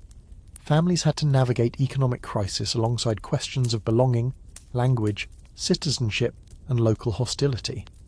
This history reminds us that hardship was never only about money. On Native American reservations, the Depression overlapped with long-standing federal policies, poverty, land issues, and limited economic opportunity. New Deal-era Indian policy shifted in some ways under the Indian Reorganization Act, but experiences varied widely across nations and communities. For many Native families, the 1930s were part of a much longer history of dispossession, adaptation, and cultural endurance. Coastal communities experienced the decade through fishing, shipping, ports, and seasonal labour. A fisherman might face falling prices and uncertain markets. Dock workers might wait for ships that did not come. A port city could feel the contraction of global trade in its warehouses and waterfront streets. In the Pacific Northwest, timber communities and farms faced their own cycles of unemployment and seasonal work. In California, agricultural abundance existed alongside migrant poverty. Fields could be full of food while workers picking it struggled to feed their own children. This contrast was one of the painful ironies of the decade. Weather also shaped regional life. A northern winter made fuel and clothing urgent. A southern summer made heat, disease, and field labour exhausting. Plains drought brought dust. Coastal rain brought damp cold. Mountains isolated families. Rivers could flood. The Depression did not happen in neutral space. It happened in climates. Local culture shaped endurance. In some places, strong church networks carried families. In others, labour unions organised relief and resistance. In farm communities, cooperative work and barter were common. In immigrant neighbourhoods, language and tradition created support. In black communities, churches and mutual aid organisations helped counter exclusion. In mining camps, solidarity could be strong, but dependence on one industry made hardships severe. This variety matters because it prevents us from turning Depression Americans into one type of person. They were not all farmers, not all factory workers, not all migrants, not all breadline photographs. They were waitresses, teachers, miners, dock workers, nurses, sharecroppers, shopkeepers, seamstresses, ministers, children, elders, clerks, barbers, musicians, students, widows, immigrants, and labourers. A person in New York might remember the Depression as crowded sidewalks, relief offices, and radio voices in apartment rooms. A person in Oklahoma might remember dust on a pillow. A person in Alabama might remember cotton, debt, and segregation. A person in California might remember migrant camps and harvest work. A person in a North Dakota farm county might remember wheat prices, winter, and isolation. Each memory is true, but none is complete alone. The Great Depression was national because it touched the whole country. It was local because it entered each place differently. To understand it gently and honestly, we have to let the map remain wide. Sometimes the clearest doorway into the Great Depression is not a statistic, but an object. A flour sack, a button jar, a lunch pail, a cracked cup, a rationed piece of soap, a seed packet saved from last year, a pair of shoes with cardboard inside the soles, a radio with a warm glow behind its dial.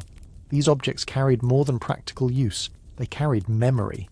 A lunch pail could reveal whether a person had work. If it left the house full in the morning, there was at least a place to go. If it sat empty by the door, it could feel like an accusation.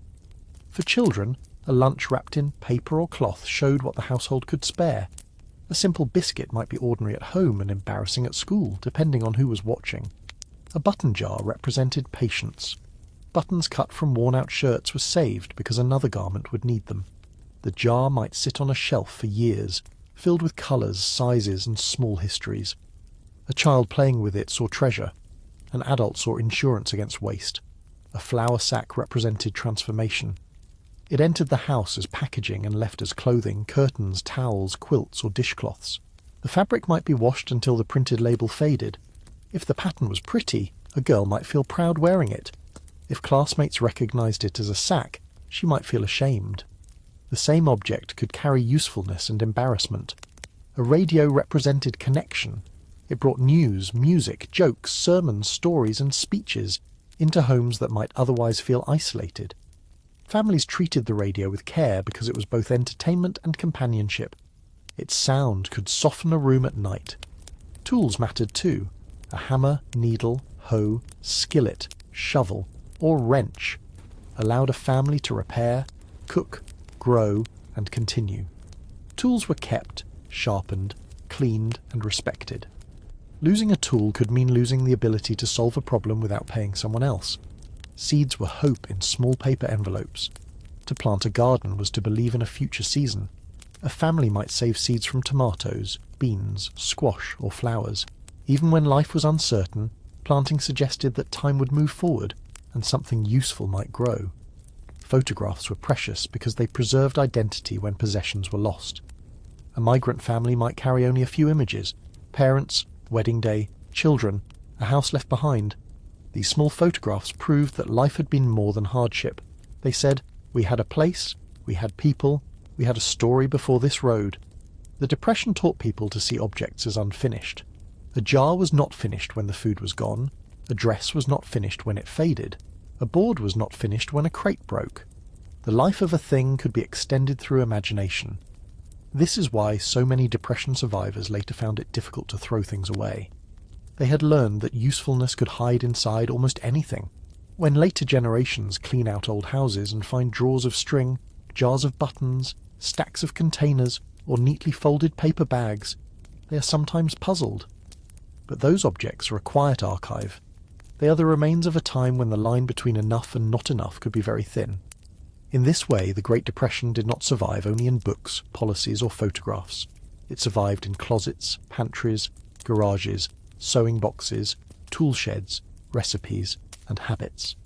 It survived in the way someone smoothed foil, saved leftovers, turned off lights, or said, "Don't waste that." Small objects remember what people endured. The Great Depression was vast, but it was lived in moments. It was a man standing outside a factory gate before sunrise, trying to look calm while hoping his name would be called. It was a woman turning a small amount of food into a meal for many, not because she enjoyed scarcity, but because the family depended on her skill. It was a child wearing patched clothing to school and pretending not to notice who noticed. It was a farmer watching dry soil lift into the sky. It was a family tying mattresses to a car and leaving a place they had once expected to stay forever. It was a young man in a CCC camp writing home that he had eaten well and would send money soon. It was a church basement filled with soup, coats, whispered news, and careful kindness. It was a radio glowing in a dim room while people leaned closer to hear music, laughter, news, or reassurance. It was fear, patience, shame, humour, faith, anger, exhaustion, and hope, often in the same day. For some people, the Depression meant losing everything. For others, it meant losing enough that security never felt natural again. Some found strength in family and community. Some were humiliated by relief systems. Some benefited from New Deal jobs. Others were left out or treated unfairly. Some stayed on farms. Some left. Some remembered the decade with bitterness. Others remembered hardship mixed with closeness. There is no single emotional truth, but there is a shared pattern. Ordinary people were asked to endure conditions they had not chosen, and they responded with whatever tools they had. They repaired, they cooked, they shared, they walked, they waited, they planted, they prayed, they organised, they moved, they worked when work appeared, they accepted help when pride allowed, they protected children as best they could. They kept going. The famous images of the Depression matter because they show visible hardship. But much of the story happened where cameras rarely looked. In the pause before entering a house empty-handed, in the careful folding of a flour sack, in the quiet decision to skip a meal, in a child's delight over a small treat, in a neighbour's basket left without ceremony. History often remembers the loud events. But life is mostly quiet. The Depression was endured in kitchens, schoolrooms, fields, camps, churches, relief offices, factory lines, and bedrooms where adults lay awake listening to the breathing of children. What people protected tells us as much as what they lost. They protected dignity. They protected family routines. They protected seeds, tools, letters, recipes, songs, and skills. They protected the idea that tomorrow was worth preparing for. Eventually, the country changed. Jobs returned unevenly, and then dramatically with wartime mobilization. Public programs left new institutions and buildings, farms adapted, families moved, children grew up. But the memories remained. They remained in habits, sayings, recipes, caution, generosity, and the quiet fear of waste. Tonight, as we look back from a different century, it is easy to feel distant from those lives. The clothing, cars, radios, stoves, and streets may seem old, but the human questions are still recognizable. How do people live when certainty disappears? How do families care for one another when resources shrink? How much dignity can be preserved in hardship? What does hope look like when it is small? In the Great Depression, hope often looked ordinary.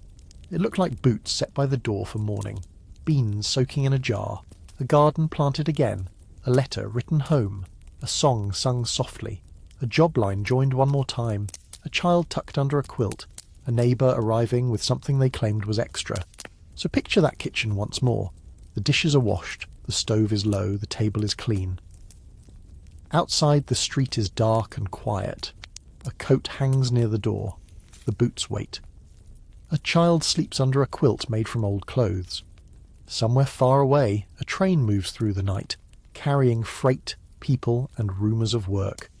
The family does not know exactly what tomorrow will bring, but they have made it through this day. And sometimes, in the quiet history of ordinary people, that is where hope begins. Sleep well, wherever you are listening from, and whatever time it is in your part of the world.